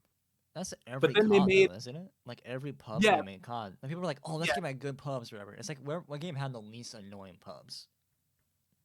Black Ops 2 or Modern Warfare 2. That's what I'm saying. Like people like, I don't think there's a good overall like a solid pub COD game because there's just always like five. Honestly, I could hop back into Black Ops 2 pubs today, and I'd probably still have fun if it wasn't for people modding the game. Yeah, I agree. You think? Yeah. I think that the only annoying thing about Modern Warfare 2 pubs was sometimes you would have people that went for nukes, so they would use Danger Close one-man army, but at the time, it wasn't annoying. It was just like, we just got to kill him. Like, that's all we got to do is just kill him once. But my cousin had the kill record in BO2 for like a week. really, Which is great. My cousin used to make Call of Duty videos. And That's crazy. his name, I don't know if it's still out there, but his name is Crush Vegas Nadeshot? because he That's thought he thought stumpy. he thought I was a pussy. So his name is Crush Vegas Wimps. that's crazy. His name was Crimsix. People hate Crimsix. People hate Crimsix, especially lately after that hacker thing. I'm not really gonna get too much into that. But I think that's funny as fuck that Crimsix just shit talk someone's dad. That is so. Oh, That's very on brand. that's who I want to be. If I was I've if I was a never- COD pro, I'd be Crimsix, 100%. I don't even know what you're talking about, honestly. So he was playing It's just a recent just thing, a yeah. TLDR. He was playing 2v2s against like two random ass kids, and he In a thought- tournament. He thought they were both cheating, so he started yelling at this kid, and then he made him put his dad on the headset, and him and Crimsix and the kid's dad were yelling at each other. That's awesome. And it turned out that the kid whose dad came on the mic wasn't hacking, but his teammate was basically like almost confirmed to be hacking. Yeah. And there's, Because it's his a whole, teammate- you can probably watch some Jake Lucky fucking. Just go video watch. on it. I was about to say, just go watch Jake Lucky's video on it. You'll find the whole thing. I fucking there's hate. clips in I it. fucking Okay. hate Jake Lucky, man. Why? I want I the- think it'd be content, dude.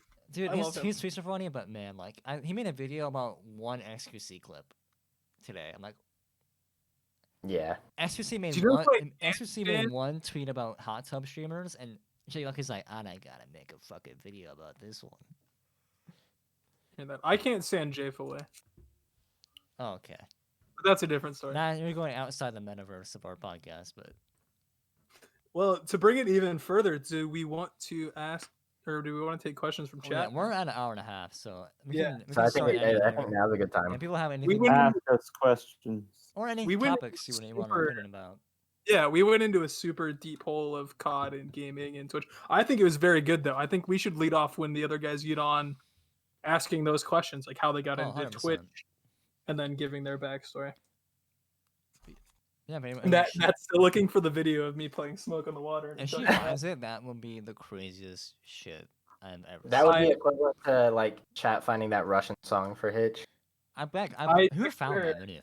Do you? Does I anyone have know? no idea. I'm gonna assume it's Clippy because he's a fucking freak, but I texted her my buddy's name to help look, but I swear it was just on like a user 5604, like one of those like auto-generated names, because you couldn't sign into YouTube. just look up small boy play Smoke on the Water.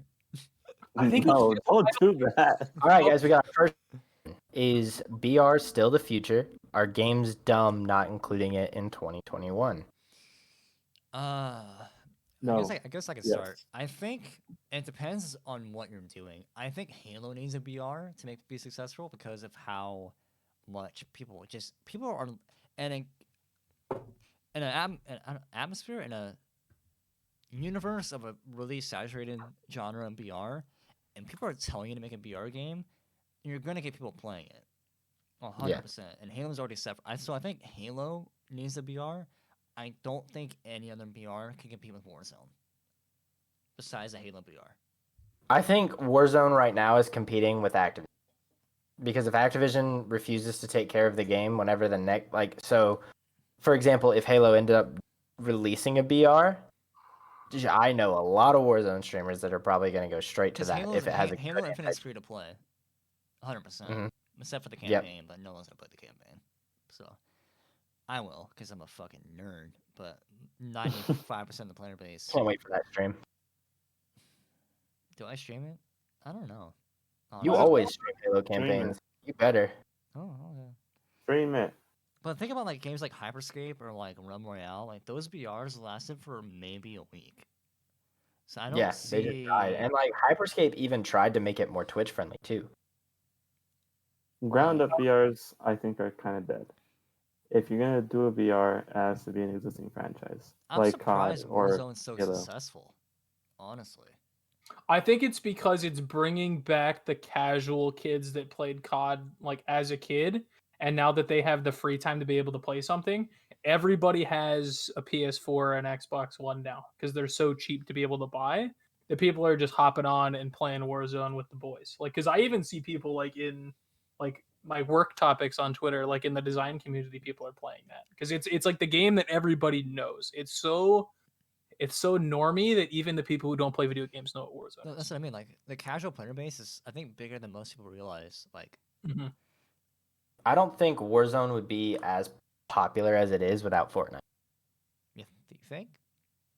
I don't You think thi- you it think- would you because think- if you would have handed COD players a BR before Fortnite existed, it would probably already be dead. And See, the reason that I say that is because Fortnite came out during World War II. COD pubs, COD competitive was bad. And that's when Fortnite came out. And so like if you think of like how Twitch culture was then, like a lot of your COD players started playing Fortnite for fun that were just casual. Like my biggest example of this is Nick Merckx. Nick Merckx left competitive Call of Duty playing chows and stuff like that and blew massively up on Fortnite. And he got good at it. And then Warzone came out and he went back to Call of Duty. It probably still would have been big if Fortnite didn't exist.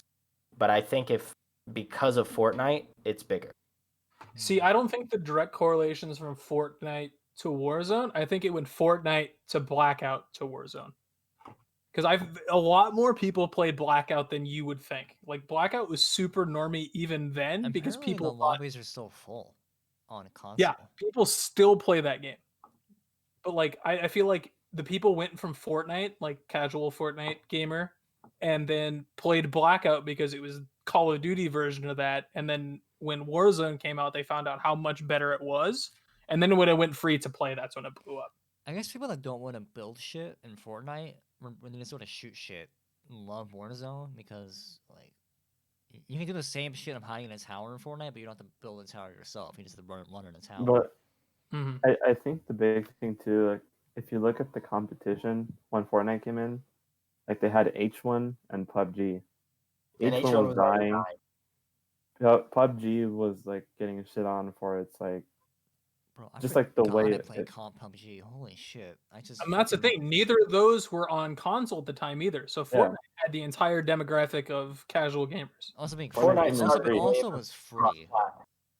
That was the Yep. first game I was like surprised was free. I remember downloading it like the month they dropped Battle Royale because I played it with some kids in my class because it had randomly popped up on the PlayStation Store. And then it was free game of the month the next month. And then it opened up. Like, everybody started playing it because I won like my first game like sitting on the farm and I just sat like I don't remember which farm it was at the time, but I just sat like on a big barn and we just waited and I think I got like one kill and ended up getting the win. And I'm just like, oh, this is fun, but like this isn't gonna go anywhere. And it went. it's Fortnite. Oh, it went. It Yeah. went. I do think that the future of games right now, maybe it's just the space of like who I watch content from, but it's a lot of proximity chat games. I think it's gonna Like- be less about the game. I think it's more about Yeah, the people. it's gonna be more about who's playing it. I agree because like people are getting back into Minecraft with SMP servers because the amount of people that watch the Dream SMP right now, I don't, but like the amount of like kids that watch that is insane. Dude, like people don't understand like how small like our streamer people are compared to the smallest Dream SMP streamer. It's insane. Like even like coming from funny moments, like I can't even think like um the Misfits. Like I feel like they're big streamers kind of like on our end of gaming, but they're like nobody when it comes to the Dream SMP. They're just small minor characters. It's just insane how many different people are on that and how like big they are that we don't even know who they are yet. I think that's like the future. Like 5 years from now, I think similar content of that where it's literally just reality TV, just in a different kind of format. It's Mhm. just like having just personalities just interact in some way, and the game is just the medium that they're put through. That's also why GTA RP is so big. Right, because like who What, gives no one gives a fuck about the actual game. Like Mhm. it's It's just the that- fact of like so many people interacting and random things happening and how people react to situations and stuff like that. the game might influence what- how the RP plays out, but at the end, it's just people interacting with each other. What would y'all say then for like that second part of the question? Like our games dumb, not including it. In I 2020? No, think I think it's certain smart. games. I think it's still a safe bet right now. I think if you're gonna do it though, it's dumb to make it a paid BR. I think the only way to make a BR right now, in 2021 and for the future right now, is to make it free to play. Make it free to play, drop a bunch of sick cosmetics, and make them, purchasable. And then that's how you're gonna make money. Crossfire except for Halo because PS doesn't do that. Halo's be gonna like- be cross-plat. It'd be it's Halo on PC PC and- or It's Xbox and PC. it's getting to the Xbox. point where everybody's going to do everything because I mean, just look at this week. MLB The Show is now out for Xbox as well, even though it's a Sony made game. It's almost like everything is going to start being. You think Except Microsoft's for gonna let Bethesda. Halo? Bethesda this year just recently signed exclusivity to Microsoft.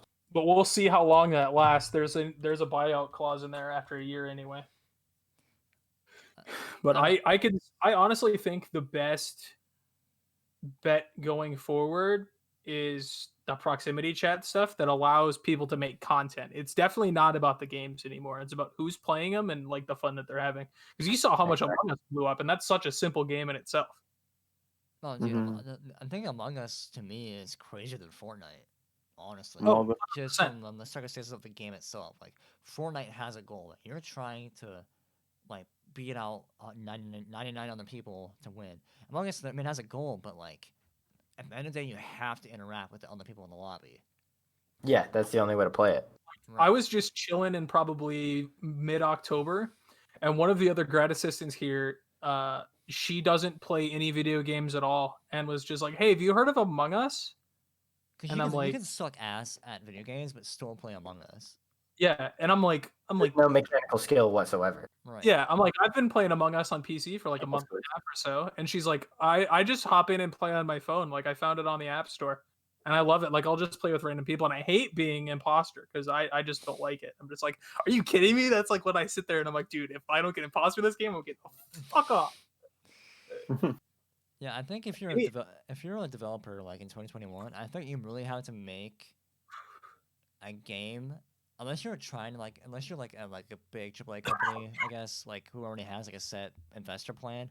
If you're just trying to make a game, you have to make it contentable. Yeah, And community friendly. that's how you make your shit like pop. And it's gonna be Fall through Guys popped for like a second. I think everything goes through Twitch at For this that point. reason. I really think that games are to get popular just through Twitch. Like Through Twitch, I think it's a big three right now: Twitch, YouTube, and Facebook, because they're reaching all different markets. Facebook's gonna reach your casual normie person. YouTube's gonna get your casual gamer, and then Twitch is gonna get your hardcore. it's so easy to get. I don't want to say easy, but it's so easy to make something viral if you just push it hard enough or make it accessible enough. Or if you pay enough. True. For marketing, yeah. If I was making a game, Uh, there are 3 to 4 people that I would immediately email and say, "Hey, There's would so you many play our game? games Here's that the I money." see like Miskit Ludwig, play once. Obama, Ludwig, Shroud, Ninja, Pokemon. Drake, Obama. fucking Jack Harlow, Obama TTV. Adam Sandler, and we're ripping it. All right. In his panels, like the FAQs. If Get My you, a guys, last Obama name. podcast. Obama. if you guys are just joining us, we're taking questions now. Fellow if you guys have Americans, I'm once again asking for you to use your Twitch Primes. Ask your questions. Or just but- follow. Or If you have a question for Obama, we'll ask him next time he's on. Jimmy Fallon was the last nail in the coffin for Among Us. That stream The was next- hilarious. the next time we have the former President Barack Obama on the podcast, we will ask him all your questions. But if you have any questions for us right now, drop them down below, or if you have any topics you'd like to hear from us. Or we'll just end it. We'll see. Yeah, or we can end it. If you guys are sick and tired of hearing us talk about random nerd things, we'll turn the podcast off right now. Spoiler alert, the seventh member of DGS was Barack Obama. Let's talk That's about that's the sports spoiler then. from Goober Brigade. Talk about what? What's that? Let's talk about sports. Yeah, sport. How about the Super League? Nope. I have no idea what that is. I'll give you like a 20-second. Do we have time for this? Is it better I'll question? I'll make it super quick. Basically, Barack Obama paid a bunch of teams. No, not Barack Obama.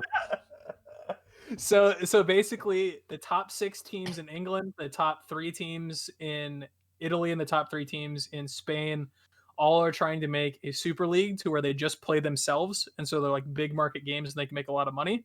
But that would in turn disintegrate current club soccer, like each team or each country's soccer, and then when they play like in the Champions League, where everybody can earn a spot to play, they're going to get rid of that and just try to make their own league to where it's just the top teams making money, which it doesn't benefit anybody in soccer. Everybody hates it besides the owners. So that's stupid. that's the Just imagine if there was like 12 teams like the Yankees and they only play in the Yankees. Yeah.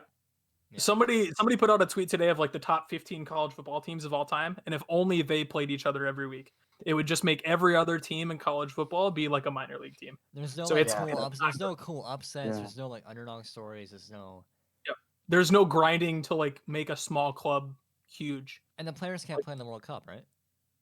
Yeah, so they're not going to let them play international soccer. They're not going to let them play in their leagues back home. So the World Cup won't happen. The Olympics won't happen. Like Champions League's the biggest tournament in soccer right now because it's normally where your big teams play each other. That's going to be gone. It's just going to. I think that in itself is going to eat itself up in a couple years because they're going to be so money hungry that they're not going to care. We got And there's- 2 questions. Okay, let's go to this. I like both of these questions, We can do but I both. like Okay. we'll go top to bottom. So what was our first impressions of each other? Well, I guess Bro. I didn't really like Solo because I only knew Solo through Nat, and I feel like he was trying really hard to be friends with us, trying to want to be friends. I'm like, this guy Yeah. needs to fucking relax. And No, I Yeah. felt the same Yeah. way. Solo wasn't there night one when we all started playing. I was games. not there night one He was Well, calling me buddy. Well, first night that I played with him. because we had talked in chat like a I ton. mean, we talked. Me but and you, had, Heise. but, like, I wouldn't really it's call you part of the different. friend group. You were there, but you're like a Nat's mutual. That's how I. yeah. Kind of, yeah. Like, Well, I knew Nat and Court the most out of Court. everybody else in that Yeah. group. Because that Discord had gotten started because we were talking in TST Discord, and then that Canadian guy started that Right. initial Discord that we went off in. Yeah. The adult video streamer mod. Oh my Jesus. god. But Jeez. we had like been in there and we'd all like played games before, and there was like the people at the top in the Discord, and then there was like the honorary members, and that was like Michael and Scran. Yeah, yeah. And Michael was the only one that got brought up. He was just that guy that was along, like when we needed one. We'd be like, "Hey, Solo, do you Well, want?" okay, that is. So you guys said that it felt like I was trying too hard. You put me basically in a tryout to be your friend, We and did. so I thought that was really funny. That's some shit that I love doing to people. I love, dude. This is such an I- asshole thing to me. I was like, what do love- I do? Like, I was just like, I was kind of just like being nice, but like I was just like, do you guys want to play? And then like you guys were like, oh, we're playing, and I was like, well, if I want to be friends with these people, I gotta play with them. So I was like, yeah, like I'll play. I just love fucking with people, especially you. It's just my Yeah, I favorite thing to know. do. Just this mental gymnastics. I just. Am I manipulative? Yes, Maybe. Maybe. you're extremely manipulative. But going off of other first Shit. impressions, like I feel like I knew Nick, Heise, and Trev really well in chat, because like those are the guys I would like hop in and talk to. Hmm. Oh, Trav too. I talked to Trav a lot too. Those are the Uh-huh. guys I'd toss my Ds back and forth with, and like we just would talk about random stuff. Yes. And then I kind of thought it was like me, Heise, and Trev were like friends, and then Nick was like big mod guy that was like being Yeah. I wasn't to us? I wasn't modding them. Well, you were just more noticed by. Somebody Yeah, said, and you were like they always talk to you in chat. because like, I was you were typing the like, most uh, crazy shit, so they'd have to see Oh, it. They yeah, had I'm to like, You were acknowledge like it. honorable VIP in that stream. Yeah, like the way we saw it, it was like us, like normie ass kids that like came in and talked to each other in chat. And then when Nick would talk to us, it was like, oh shit, I Nick, didn't know you guys Nick's thought of. I didn't fucking- realize you guys thought that way. yeah, The it cloak was like- didn't notice us. yeah, like when the first games of Blackout they were playing, I'm like, oh my god, Nick's talking to us. He's gonna play games with us.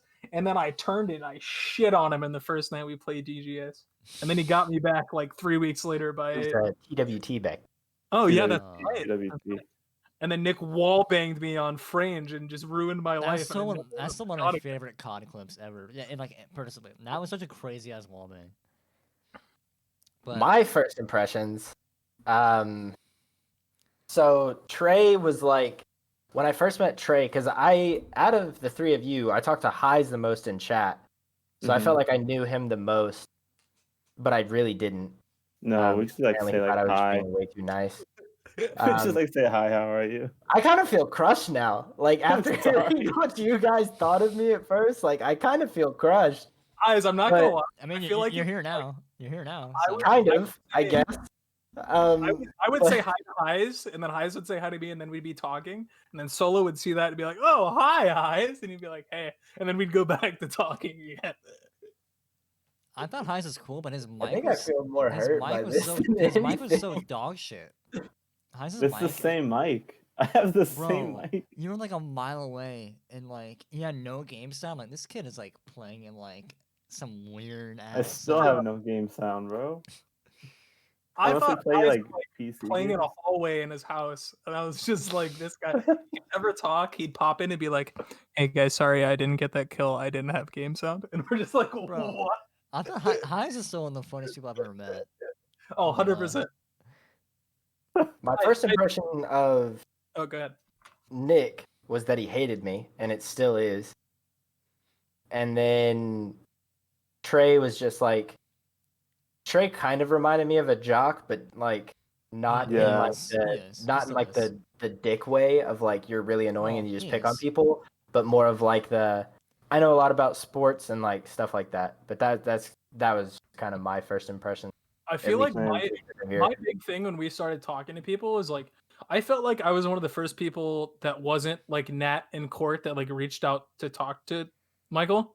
But I feel like I do that in like my real life too. Is like when there's like a new person, I'm always like the first person to talk to him. Like I'll be nice, but I'll still give you shit just to like I try to make you feel like you're more of my friend. But Well, it was Trav that did it the most big fucking Chad Trey over here. because I would stream off my consoles back then. I would stream BO4 on my Xbox One, and Trav was the first one that actually like came through to those and would Trav's come so watch nice. Trav's so nice, man. He is. them. And I started watching your stream because Trav retweeted it one night. yeah, Trav is the only reason that I started streaming with an Elgato. Oh, Literally the only reason, because I was trying to Trav? get it set up to where, because I had literally everything. I had a webcam. I was still using my headset mic, but I had a webcam, and I was gonna try to set up OBS to where I could use SharePlay, PS Play, yeah. and I couldn't get it to work with audio. And Trav was the only person that was in my stream, and I don't know what possessed him to do this, but he looked at Best Buy's website and was like, Elgatos are on sale right now, and they're only like Damn. they were only like $70 or $80. And I was like, I got paid yesterday. Thank And you. I was like, should I literally asked Trav, I was like, should I just go buy one right now? And he was like, yes. And I ended my stream and I went and bought one. I did not know that. I'm learning a lot today on this podcast. And Me too. Like Me too.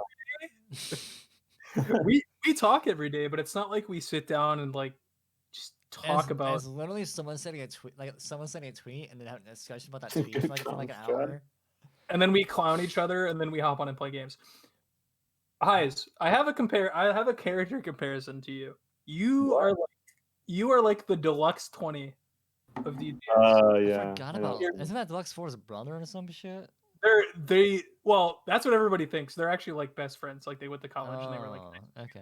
But like D20, like he's He's a good at silent some games, but most of the time he's just there for content. He's very quiet, and then he hits you with a one-liner, and you're like, "This is the funniest dude on the planet. Like, why doesn't he talk more?"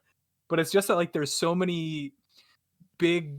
I don't want to say egos, but like big voices in our group. People that have like big personalities that like to talk. They like to contribute, and Heinz is just the glue that holds us together. I think that's He why brings it back. we work well. Because like if we're all loud, then podcast will be ass. If we're all quiet, it'd be the most awkward podcast of all time. It's true. And I feel like we can actually discuss shit. But I'm going to piss myself because I'm drinking 2 full cans of alcohol. So you guys can shoot the shit while I take a pee break. Okay, Hey, man. let's You go know back up to. Sorry, go ahead, Heis. I was gonna go back to Sophia's question when you're done. Oh no, I was gonna make a stupid ass joke. Don't worry. I want to hear it. Well, you can say your first impressions. Oh yeah, that's right, Heis. My first impressions. Mhm. Okay. So, yeah, like you said, like me, you, or that Trey and Trav talked the most. I talked to Solo, and I'm sorry, Solo, that it was more so of like a, like, oh hey. I just didn't. I thought like I'm gonna be like full honest with how this feels. I thought we were all friends from the beginning, and to find I that never that's how thought I'm you glad that had- we're friends now. Don't get me wrong. I'm glad that we're friends now, Yeah. but to find out that that's how you guys felt at the beginning, I kinda never hurt. thought you I'm I not think even gonna lie, it kind of hurt. taking it That as helps. it's worse than what it was. It was more like, hey, that's that guy that is in the Discord. It wasn't like that stupid kid, like that absolute bum that tries to. Like, Well, I would explain how it makes me feel, but I can't do that without revealing an answer to the beginning of the first problem that we have that we're not talking about. right. Yeah. I just thought it was like, oh, cool, That's how like, it was. I'm we're all always- friends, but apparently we were not. But Yeah. I mean, like it was fine because, like I said, like I never saw you as someone I couldn't be a friend with. Mhm. Like you were like in the chat, and like we would like you would say hi, I'd say hi. Sometimes like it'd be like, how are you, and then like just like move on, you know, like just like small talk really. Michael, But, like, I'll relate it to your chat. Like just like anybody that's like randomly in your chat that's super nice and like will talk all the time, but isn't like totally with like the group that's streaming. That's kind of what we thought. Like you're just a really nice dude. Like it's cool to see you when we see you, but we'd never like played with you before. You were just like the guy that Nat brought. Like we never thought anything bad about you. It was just like, oh, like there's Mr. Solo. There's that guy. You know what I mean? Because I think I was there the first night when like everyone that was in the TST Discord played together. Mm-hmm. Like it was like all of us, Atlas, Gran, like a bunch of them. There was a lot. There's a lot. That first time there was a lot of us in Discord. It was, and Now I there's think it was 6 like left. was it Black Ops 4 release? It was right when BO4 got out because we were. Yeah, it wasn't released. It was like a month or so in, maybe. It's pretty early. Pretty early still. Nat put it perfectly. Hey, there's Nat's friend, Mr. Solo. We like literally like that's how 34. we thought about. No, there's Nat's friend, Angelic Gamer. Angelic Gamer. Yeah. Well, no, it's fine. It's No, fine. that was, yeah. But I mean, yeah, I did not realize that that's. I just didn't realize that that's how you guys felt back then. Like I was trying to like, cause I don't. I like when I try to make friends and stuff like that. I try to be like just like the nice guy that like make friends. But like, obviously over the internet, that's a little weird. I think you were put in a rough spot off the get go. Yeah. Because I was put into a Degem recruitment for friends. But hey, the listen. thing is though that like that's just like how it goes, you know. Like I would be in the same position, I think, if I tried to make friends in TSC chats now or TSC's chat now, because there's so many people that I've never like really talked to. Well, that like TSC you guys have, but different. I'd feel like an outsider still. So like that's like understandable because like people back form then, their like relationships. TSC chat would move like one message per second. Like And when Blake and George were in stream with Hitch, they would read everything. Like I used to pop in and like quote Drake songs, and like George would just start singing them out loud. Like that's how we would really have a conversation. That would all like the chat would just be us talking about some random bullshit. Now it's just like, where the fuck is Dashy? Why is Scump 0-11? What the fuck are you doing? Show Hex? Are you high? Where Optic? Where Optic? How Optic? doing? How Optic? What does Optic play? It was like the intro to our podcast. I mean, cool for them, but like, I don't think you can make another group from chat again from that, like us, which is like really egotistical to say, but it's so hard to make a community and out of a big chat. Yeah. Once a chat gets over like, I would say like 500 viewers, it's like you're just there for the stream. Yeah, and it's good for the boys. Really proud of like how big they've gotten and how like because more viewers means more money. So yeah, exactly. Like, but it's just it shows how small communities can get so close together, and like we definitely saw that when we went to Fort Worth. Solo and I, out of us here, were the only ones that were able to go, but like then like we met up with the boys at the event, like dapping up the boys. Like we told them who we all were, and they knew exactly who we were. Like it was kind of weird. It was like meeting old friends the first time. Yeah, they'd toss references at us like that we do in chat, and like we'd go to the bar. Like yeah, that sounds super nerdy, but like when I walked up to Blake. Oh, sorry. No, go ahead. When I walked up to Blake at the event, like to meet him for the first time, he turned around and he was like, "I know who you are," and I was like, "What?" I was like, because I started to introduce myself, and as I finished it, he was like, "I knew who you were." He's like, "What's up?" And I was like, "That's kind of weird," because like Hitch had hosted me before then, so then they kind of put a face to the name, and then Hitch probably still doesn't even know my first name, but like meeting them, they knew who we were. He knows. He knows. Yeah, he knows. So, I just being the last person. I'll get right back to you guys. I just want to knock this out quick. Right. I just remember walking into over from the event because we were sitting down, and then we saw the boys, and we got up, and I walked over, and like everybody's going through intros, and I was like the last person to even talk to him, and immediately George goes, "It's too late for it," and I fucking busted. I'm like, I was so happy, dude. Go ahead, Hi. Sorry about that. I was gonna say, just to like wrap up my first impressions with Nick, like it was the same thing like what you were saying, like Nick's like big time talking to us, but Shatter. when we got into the call, not to like you're not. I don't see you this way anymore, Nick. But like I was Thank like God, Heis. I was like, it's like okay, they're like this guy's like big time, but he's like also kind of like acting like it, like he's kind of being a little bit of like I don't know, I wouldn't say arrogant, but like He just had kind that of like confidence about him that like he knew he was yeah, the big confidence, yeah. voice. He knew he was the big time guy, but Yeah. like that's like subsided now, and he's just like Nicholas now. Nick, yeah, Nat puts it Man. perfectly. Your fans turned into your friends. We were big Nick Yeah. Vegas. I think the only time that I have- didn't know that. I didn't realize you guys thought I was like that. Bro, That was just me being an asshole. That wasn't me thinking that I'm like.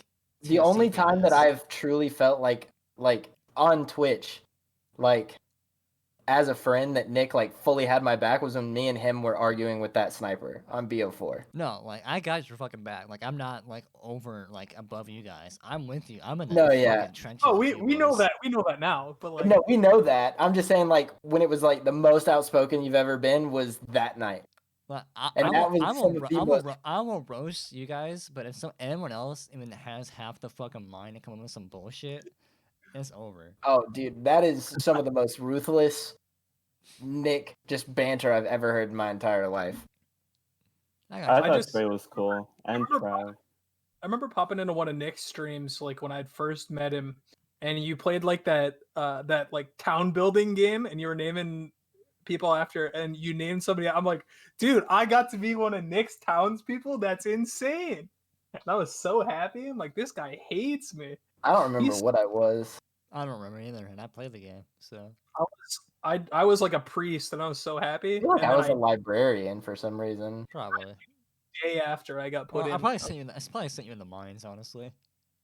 Probably. Yeah. Anyway, I'm curious about your first impressions of Yasha, but I'll wait for him to get in the podcast for that one. Well, yeah, we'll do that when Because he's I'm here. the Yeah. one that brought Yasha in, like by force. Yeah. So. Yeah. Lauren sent in a question that we answered earlier in the And stream. then We're gonna post the VOD on YouTube. there was Yeah. another good question. What are some video games you guys think could be adapted into film? I already know my answer. If you guys have to think about this one for a bit. You I can know start. your answer, Nick. What is my answer? Mass Effect. That's my What did you fucking boy, Mass Mass Effect. Effect. It already Okay. has a bunch of backstory. Like, it's long, so you can do multiple films if you wanted to. And it's Yeah. better than Star Wars. So, Get out, Nick. Okay. Whoa. Okay. Yeah, no- Hold on. Let me. There's no shot it's better than Star Wars. Dude, I want to see the Black Ops 1 campaign as a movie. You think Black- Call of Black- Duty? I'm surprised Call of yeah. Duty hasn't done a movie. Honestly, I am, because some of their campaigns are insane. You can just do a generic action movie, and people want to buy the fuck out of that. Black mean- Ops 1 would be sick. People My watch. answer would be modern day. I would say either League of Legends or Valorant, and that's because I think Riot Games does such a honestly however you feel about their Live games, action or CGI? You think for which one? both? I think it would be better if it was CGI That's what I because think.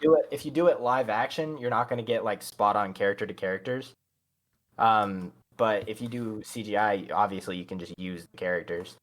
But if you've ever watched any of League of Legends cinematics, which you probably haven't, they're really, really well done. Like they're very high quality. Like Riot Games has always been like tier 1 when it comes to cinematics. And League of Legends obviously has like a way too much to go into.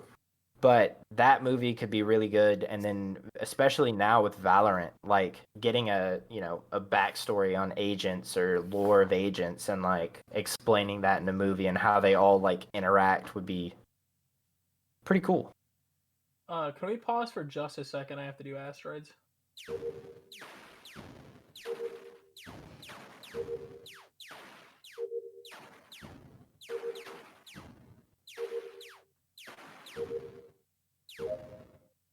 Okay, sorry about that. Someone in chat mentioned Bioshock. I think Bioshock. That's one. that'd be really Goddamn. cool. I don't know if there's enough backstory because Bioshock is still one of my favorite games of all time. But I want don't, Infinite. unless you redo just to have the game be the movie without adding in extra elements. I'm curious about what you would do. There's not a whole lot. Bioshock Infinite would be for me. Honestly, fuck Skyrim. Imagine an Elder Scrolls movie. I feel like Like- I thought about Elder Scrolls when I was taking a leak. I feel like if I watched The Witcher on mute, that would be Elder Scrolls. Like if I didn't know the characters' names, if I didn't know anything, I'm like, this could be an Elder Scrolls movie. Yeah. I feel like No, it's- but I mean, Yeah. I feel But, like I feel like also like we have Game of Thrones already. oh, that's I a don't- good one. I want but to like game. that's the point. You game. want something that can. There's a Like, Telltale rival that. Game of Thrones. I game. know. I don't want to play a Telltale game. I want an actual like MMORPG. That's a good question too What to do you add on want to it. Fallout? Nick, would you want Mass Effect as an animated or a live action? Live action for mine. Mass Effect. Yeah, Mass Effect definitely is live action. Would Commander Shepard be a man or a woman, Nick? Canonically is a Canonically. male. It's a male because What about all the actors are just face scanning real people. They just get. Fun fact: one of the aliens is Billie Eilish's mother. William What? Eyelash, very good artist. Yeah, Samara is Billie Eilish's mom. That's crazy. Voice acted and body acted. I just recently saw what her mom looks like in the Billie Eilish documentary. Anyway, what about Metroid? I never played a Metro game. Gonna be I'd honest. be cool with a Samus game or a Samus. Or movie. Sega Man? Was Sega Man? Mega Man? Mega Man. Mega Man? Mega Man? What? Sega? Mega Sega Man. Man. Sega Man isn't a thing. That's just No, Sonic or fuck. Mega Man. What's the blue guy with the gun? Mega Man. Mega Man. Yeah. Not Sega Sega Man. Man. Dreamcast guy. Mega Man. I think a Metroid movie could work. I'm not entirely too sure if a Mega Man movie could work. I don't think people know enough about Mega Man. Yeah, Man I could don't. be I like, think it's too niche. Astro Boy or whatever. The animated movie. What? Oh, I know which one you're talking about. I'm lost on this one. All right, I got. one. They've made a TV show. I want a movie of Tak and the Power of Juju. I just What? I just got Ratatouille. Holy shit, Whoa, dude! whoa, whoa. I know where you're at, Trey. Tak and the Power of Juju. They had a Power. a sick Game Boy game. They had a Xbox. cartoon Oh wait. Nickelodeon show about it, but they need the movie. That was like Oh my original gosh. Xbox Yeah, game. I remember this. I had to pull that out of the absolute depths of my memory, but they had a Cartoon Network show I got bad news. That would or not. Nickelodeon show. That would not do well today. No shot. I think Gears of War could make a really good movie. Oh, wow! I didn't think about that one. There's a lot of lore behind Gears of War. Gears of War as well. There's a lot of background. Like you could make a movie based on like the beginning of when things started happening, and then like leading up to the events in like Gears of War 3. Like stuff like that could be crazy. The problem I'm is, also down for like oh sorry, go ahead. I say the problem is that they have to be good because like Resident Evil is mean for having really bad movies, and I think Resident Evil would be Yeah. a good answer, but they They're already making a new ruined one. it. But the other ones are Yeah. so bad. It's like it's like a reboot with like a different cast and everything. Like Resident Evil is so Michael, cool. you gonna watch Mortal There's so Kombat? much backstory. Oh, Mortal Kombat's also a thing too. Yeah, Mortal Kombat. I'm gonna watch that. Yeah, me too. There's a lot of You'll good probably- answers. There's a lot. There's honestly a lot of good answers. What's that? You probably watch it like 5 or 6 times, like in a row. Oh yeah, all That's weekend. That's what I'm doing. He can recite the whole movie from memory, line by line. Because I know that, but Mortal Kombat, you could make the same argument as Resident Evil for right now. Until we see how this movie turns out, the first Mortal Kombat movie is not good. Yeah, I know. It's kind of memey. I guess so I they- guess it depends. Like if companies want to license out shit that they're scared that will get bad. Do you guys remember the Mario movie, by the way? Oh, it Yeah, was so Live bad. action Mario movie. The one from like the early 90s. Yeah. I So rented the that live from action one? Blockbuster. I just think there's some games that can work live action, and then like I think like Gears of War. Like if I was gonna watch a Gears of War movie, I would want it to be live action. I wouldn't want it to be CGI. But Second, a lot of games like you can't do that with. Like it has to be one or the other. Like you can't make a Mario movie and make it live action. That's stupid. Dave like, Bautista. So bad.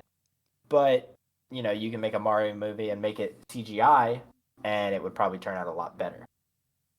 I would want Mario to see TV Goated. I would want to see more Pokemon stuff too.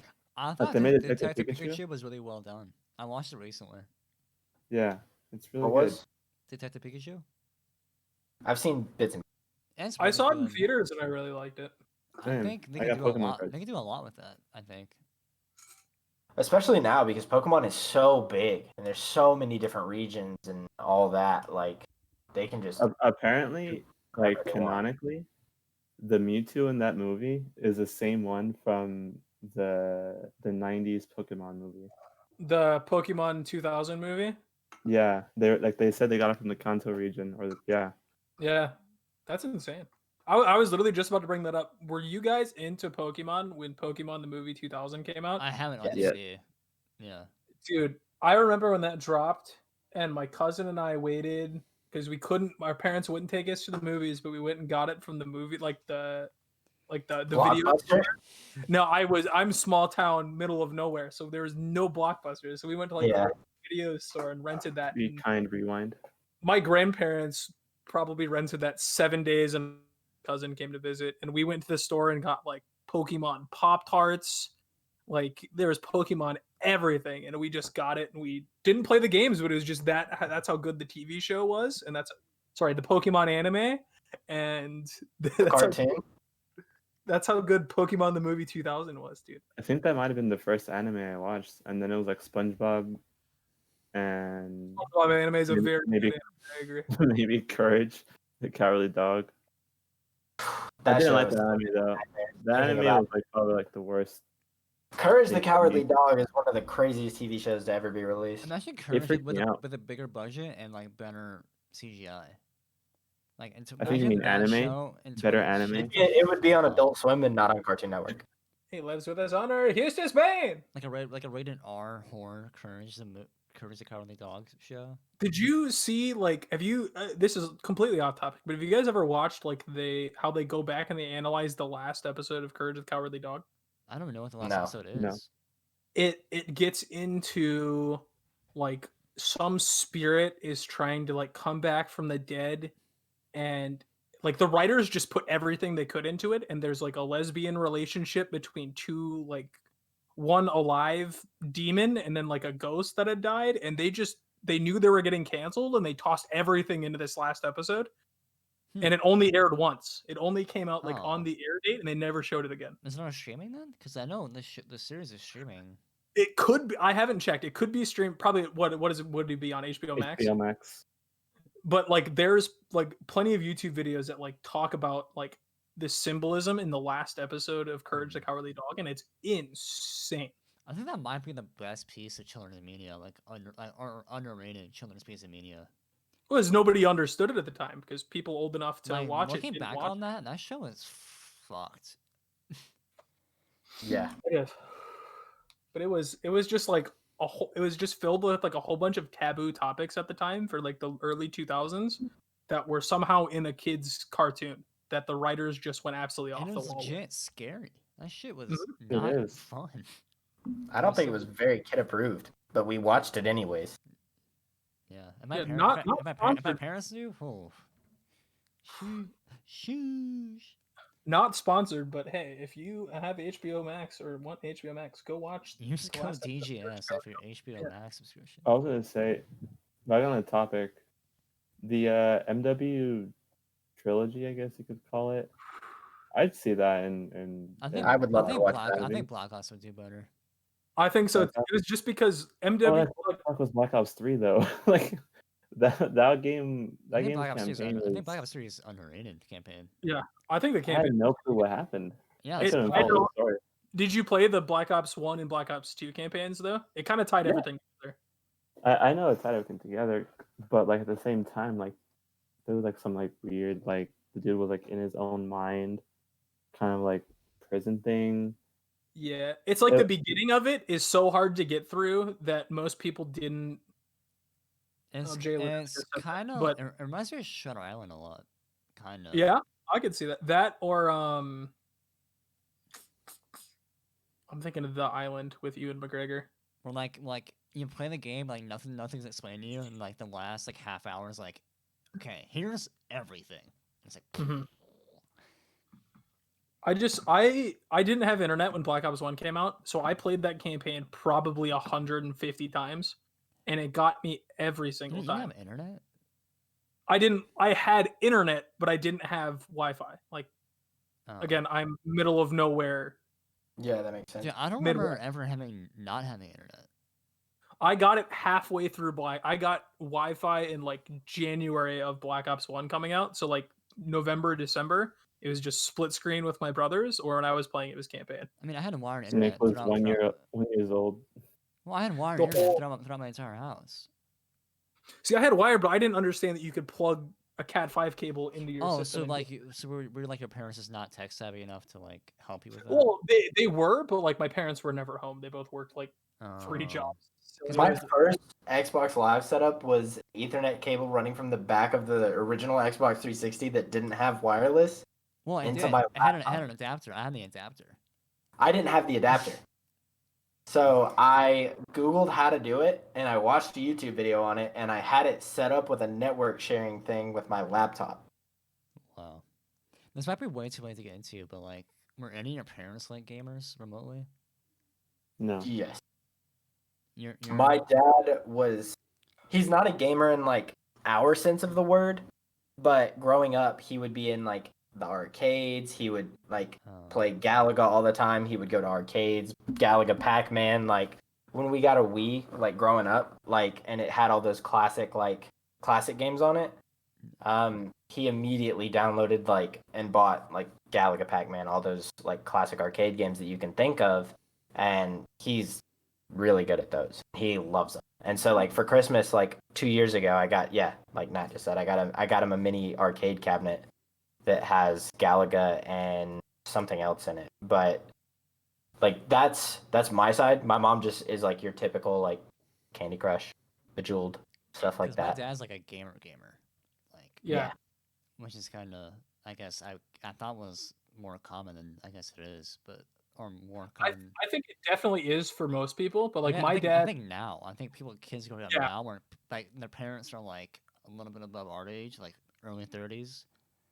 Like your kid's like 10, like playing Fortnite with my dad. Let's go! This is so cool. I think parents now are like passing down N64s and PS2s and like the original Xbox to kids when they're growing up. But like my dad, right when like the boom of the video, like late 80s, early 90s, my dad was in the military, so like he didn't play video games. I think I've played video games with my parents once, and it was my mom played like NFL 2K on the Dreamcast with me one time. And that was actually the first time I ever recorded a video game. I did it by accident because I recorded it on a VHS player over one of my dad's videos that he used to record movies on. So I'm pretty sure I recorded over like Jarhead or like Black Hawk Down or something with me playing NFL 2K on the Dreamcast. That's cute. Because I had to plug the video and audio cables into the back of into the back of the VHS just to play on my little tiny box TV. That's crazy. I haven't played a single, probably since like what 2001 2002. Haven't played a video game with my parents. They barely know how to run Netflix on the Fire Stick I got them for Christmas. So my dad Yeah, texted me today when Diablo 2 comes out so we can play together. that's so cute. Dude. That's sick. Yeah. If you count like Windows Vista Solitaire and Pinball as My gaming, mom loves Solitaire. That's my mom.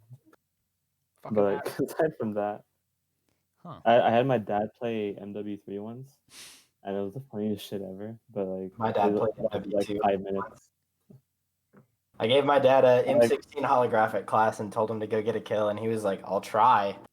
I Like sat him 9 down on deaths later, he Arcade. got like one, and he was like, "All right, I'm not doing this anymore." And I was like, "All right, bet." I here's sat a him down on Arcade and just had him go.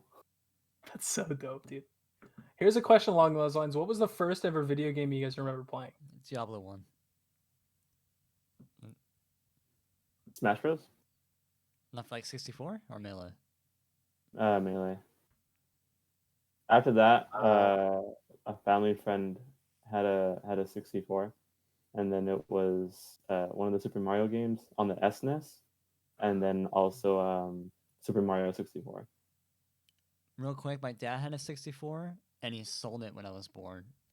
So you want to Ooh, that man. so you want to be distracted, He had to spend time raising with me. little My first video game was I played some sort of hockey game on my parents' friend's Dreamcast, and then actually playing games, it was either Super Mario 64, Star Fox 64, or Smash Bros 64, because we had a Nintendo 64 growing up. Or Killer Instinct or Super Mario 2 on the Super NES, because my grandmother had one. Actually, Melee might have come later. I feel like maybe it was one of the Pokemon games. Like one of my cousins had a Game Boy Advance, I think. Mhm. Not or Advance was Color, the- Game Boy Color. Game Boy Color. Color was of this one. Advance was this one. Yeah, well then it was just like the long one, the long Yeah. gray one. Color. Yeah, color. And I played I think it was a Pokemon game. I don't know what it was. Probably yellow, gold. Silver, Yellow was my first red, Pokemon blue. game. Yeah, one of the initial ones. I played it for 5 minutes at a birthday party. That's My crazy. my first video game was either Putt Putt Saves the Zoo or Oregon Trail, because my grandma had games that she'd get from cereal boxes, and she'd load them up because she was the first person I knew that had a computer. So when I'd go over there when I was Wow. 2 or 3, I'd pop on and play humongous games or backyard baseball maybe. Among Us games. Yeah, Among Us. Sus. Yeah, I played early. When grandma is sus. Oh, Yasha would get in here right when we say that. Mogus? But yeah, I think it was definitely Putt Putt Saves the Zoo. Just Oh, does anyone else here recognize the name Pajama Sam? Dude, that's the same company, That's Humongous Games. Papa Pajama Sam. There's one more. I can't remember. Freddy Fish. That's yeah. And then there was a Fox one, and then there was a series where you'd go and tour airplane. There was also Fatty Bear. Was one of those, but it was all those free. Oh my god, We're almost at 2.5 hours. Yeah, I know. Pajama Sam. Yeah, Pajama Sam. I played more. Pajama Sam was the one I played the most out of those genre games. Same. Mine was Putt Putt, dude. That him and his dog Skip. Oh, we would say They're all on we went to Steam. the moon. There's a lot We on- went. Putt Putt Saves the Zoo. There's a lot on Putt- Steam. Yeah, Putt Putt goes to Here we the get zoo. Oh, I think I played that one too. Putt Putt goes to the moon. Putt Putt. I don't, bro. There Oh, was just- one where they went into I think it was something different, but there was they went to an ancient pyramid or something, and there was puzzles you had to solve. The one 'Cause I played I the did most those. was the Pajama Good. Sam Haunted Castle one. That's the one I played the Ooh, most. that's a good one. I think I played that one too. I only played the demo because it was on the startup screen. It was to play the demos. And I'm ooh, new games, and I didn't My realize. dad pirated all the games I ever had until I was 13. So We Crazy. that's like why it was those, and then Snood. I don't know if you guys ever heard of that. It's kind of okay. It's kind of um. What bro, are it sounds is like it some Cuber what are shit. the games that you shoot balls that match colors? You shoot them out of a can. Oh, I know. What you It was mean. yeah, I know. And it came free with Windows XP when it first, or no, it was on Windows 95, and then it was a free game with Windows 2003, when that first Mhm. came out. And my dad was using it as a software demo when he was selling computers. All right, I think we can do maybe one more question, but we really gotta cut this shit short. Yeah, I think it should be. We might need to go ahead and wrap it up, honestly. Not gonna try not to 2 hour 30. No one to push 2 hour We 30? can. I mean, dude, I haven't gotten tired, and people are still here. If you guys want to keep going, we can just cut the hell out of this thing. I'm down to end it with this last question, and then save done. some for the next podcast. One game for the rest of your life. Probably Minecraft, Yeah. because Probably. if I make a game that has PvP, like I feel like at a point I'm just gonna get so annoyed either by myself playing bad or like other people shitting on me or like just. I think it can be a competitive game for me. I think Minecraft is just such the perfect where I can do like literally anything forever. So my vote is Minecraft. I think that's a good. That's a good.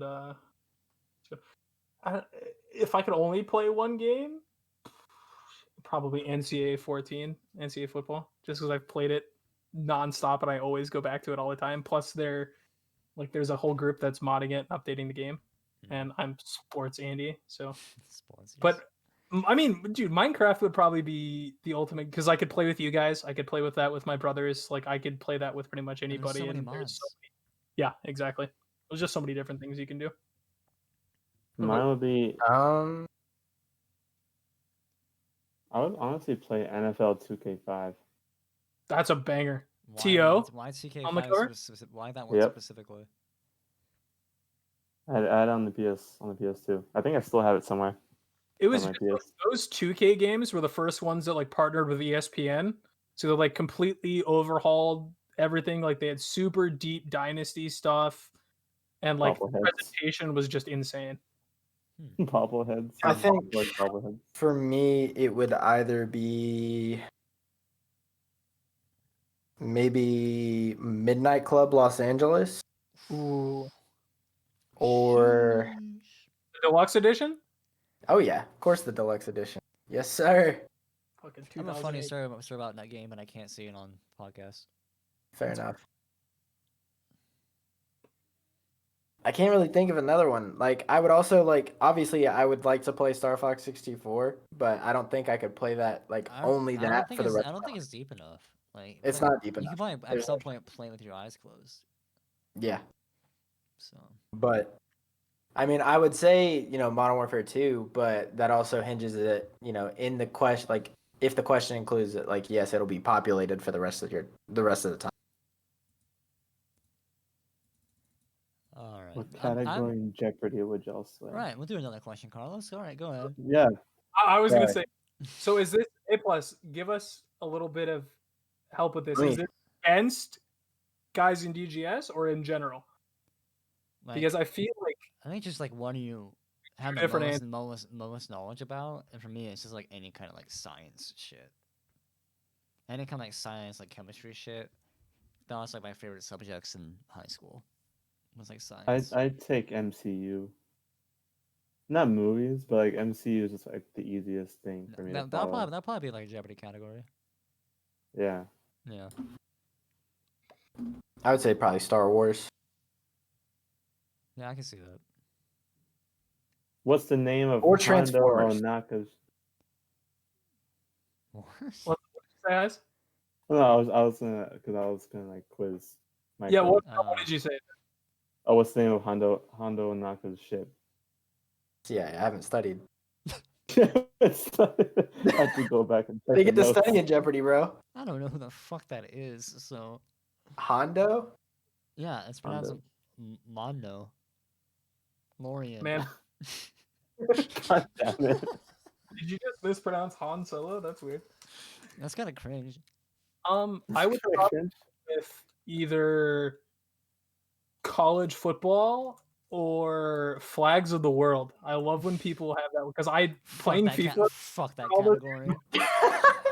I know the only ones I don't know right now because like I've done them with my roommate are like super small, like the Akia country, like not Czechoslovakia, but like just like the Stan countries in the Middle East. I don't know the difference between those flags. Sorry, Nick. Please just absolutely put me in the ground. What do you want to say? The Aka countries and the Stan I countries. don't know. The Stan countries. The KYRSB Stan countries. I wouldn't know. Nick, And then there's like the super small African countries. I'm not super well with, but just like Flags of the World that's probably my category. FIFA's prepared me very well for this. All I right. feel like if you put everybody in DGS in a room, Nat, this is also a funny question. Who do you think you could beat in a fist fight out of DGS? If you put every single person in a room together and one person was walking out of the room, it's probably going to be Highs. No, I what? feel like Highs is going to be a sleeper pick. Not at all. I know for a fact I could beat the fuck out of Yasha, so I'll just immediately go for Yasha, get my kill, and be like, all right, 1.0 KD. 1.0 KD. I'm gonna be cocky. Jeez. I'm gonna be cocky asshole and say that I walk out of the room. Yeah, I feel like honestly, based I'd on say your Trey, rage honestly. factor, I think it's either gonna come. It's gonna be the last three people would probably, if my answer is wrong initially of Highs, which I'm apparently hearing is incorrect and definitely not going to work based on chat. I feel like it would be between three of us, like the last three standing.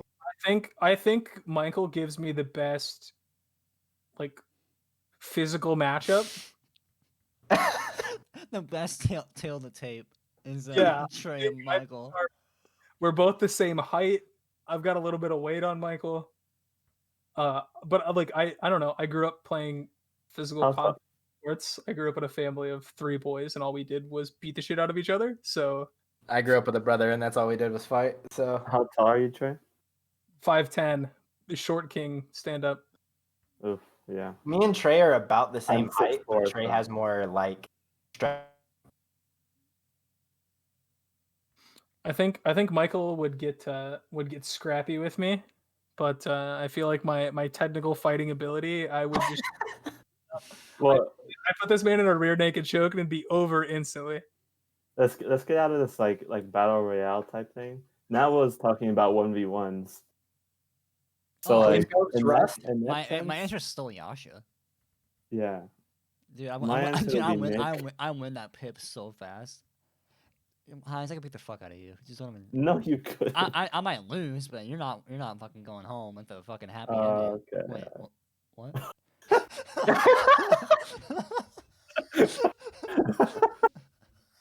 And that came out of my lips before I realized what I was saying. I think it would take like 10 seconds for Yasha's punch to go from here to trying to connect to you because his arms are so long. So I think the reach advantage goes against him there. He doesn't like move more than his wrist like at the same time. I've never seen Yasha's lower half, so I'm not really sure if he even has a lower half. I only see him sitting down fragging, so. Yasha probably squats 580. just he also just has tree trunks for legs from skating his entire life. The fuck you say about me? Bot. Call someone bot IRL. Yasha does. But yeah, all in all, I think if we went 1v1, Trey's coming out on top. I agree with that. I think if I don't Yes. in a I tournament think I would agree. in a tournament style bracket, Trey definitely wins. Yes. I don't think that's very fair though. I feel like Michael and I are like the only 2 people that like whatever. I'm a competitive Halo player. Go fuck yourself for that question. I'll just, And Heise is a I'll just lover, pull it. not a fighter. Oh, what? You're a lover, not a fighter. Yeah, exactly. He's a quiet lover. Lover boy. I want to give Heise a hug, dude, so bad. Same. Okay. We're all vaccinated. We'll have to go to an event. Oh my god. DGS live Wow. podcast. Matt said I have muscle and stamina for a fist fight. Oh my god. Oh my god, I do. We hit the 2:30, so I think we must call it. Any further questions, please tweet the Twitter, which I will put in chat currently. Follow Thank us. you guys for sitting with us this long, and if you're just joining us, or if you've been here at all, or if you're watching on YouTube. We thought it'd be an hour long. However, Yeah. we are 3 times that Here- long. So We made it. Just wait till we get the other 2 boys on. We can ask them some of the same basic questions we did tonight. If you're watching on YouTube, check us out, twitch.tv/TheDGS, THEDGS. turns out 100% of you are not subscribed to the channel. So make sure you hit the subscribe button and hit that bell. 100% of viewers are not Yeah. subscribed to the YouTube channel. No schedule, but we're trying to get these out as often as we can. So Yeah, I think the biggest thing right now is we're kind of in transition of people getting work schedules and like Schedules are working on like opening up a little bit more for some people, and then we're getting kind of an idea of like flow of things, and it's gonna take We're still in the a workshop little bit of phase. time. We're still but- workshopping. We'll get there. And there may be streams where it's just a couple of us playing a game or a couple of us doing something where others can't join. There's definitely going to be nights where it's all 6 of us. There's going to be Special nights. Well, maybe Heiz and I will do fashion show sometime. You never know. Yes, We might do I'm that. down. We'll tweet the YouTube off the account once we get a proper setup for it. Yep. So We follow on gotta get Twitter. Follow on Twitter is the best place to get DGS To get information. updates, yeah. We need 100 subscribers on YouTube to make a custom link. So we'll just toss a Bitly link up there right now. So please get us to 100. But like we said last week, if you guys missed Travia, we'll have some people from our community hop on with us and play games. We'll have special guests. Not sure when the next Travia is, but when we have that, it'll be somebody new, probably Heiz or Trav for the first couple episodes, and then we'll filter in people from there. So We have some Oh, other content ideas as podcasts and trivia as well. So Hmm. we're still working on we it. have a doc of cool stuff that we're gonna do. So You guys are not even ready. nope, you're Yep. not. And if you have any suggestions there, I don't know if the DMs are open on the Twitter. If they're not, I'm gonna open them right now. But send us a DM, tweet at us, put it down in Twitch chat while Just you're here. let the people know. Is Exactly. the main thought process. But that's all I got to say for this podcast. Nike, if you're watching, sponsor us. Hey, Thank you guys for watching. Thank you guys for being here. being here with us. Thank you for tuning in. As always, we appreciate each and every one of you For real. for supporting us individually and as a group. Make sure you check out the guys' Twitch channels when they are Oh live. yeah, I would We're- most likely be live after this. We will I eventually will not. have- So we're to host Michael then. Yeah, so we will Well, eventually have links. Sorry, go ahead. We can pull the meme that we've been waiting for. We can host Hitch. That would be really funny. yo. Is he live right now? Yes. Oh. Just chatting. you mean my best friend Hitch arrived? Because I'm so, Yes, your I'm best so friend big that time? has your notifications turned on Twitter because he responds to everything that you He say. 100% does, and he needs to admit that. But eventually, we're gonna get all of the links to the guys' Twitters down below. We'll have individual links down there. We'll have our Twitter, our YouTube, linked as well. I don't know how to work the new Twitch layout, so I don't know how to add the labels as of now. But we'll get that put together. And again, thank you guys for supporting us. This has been episode 1 of the DGS Live 07. We'll see you guys later. All right. Follow this motherfucker. How do you rate again?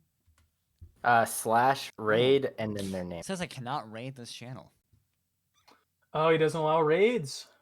Cringe. See you guys.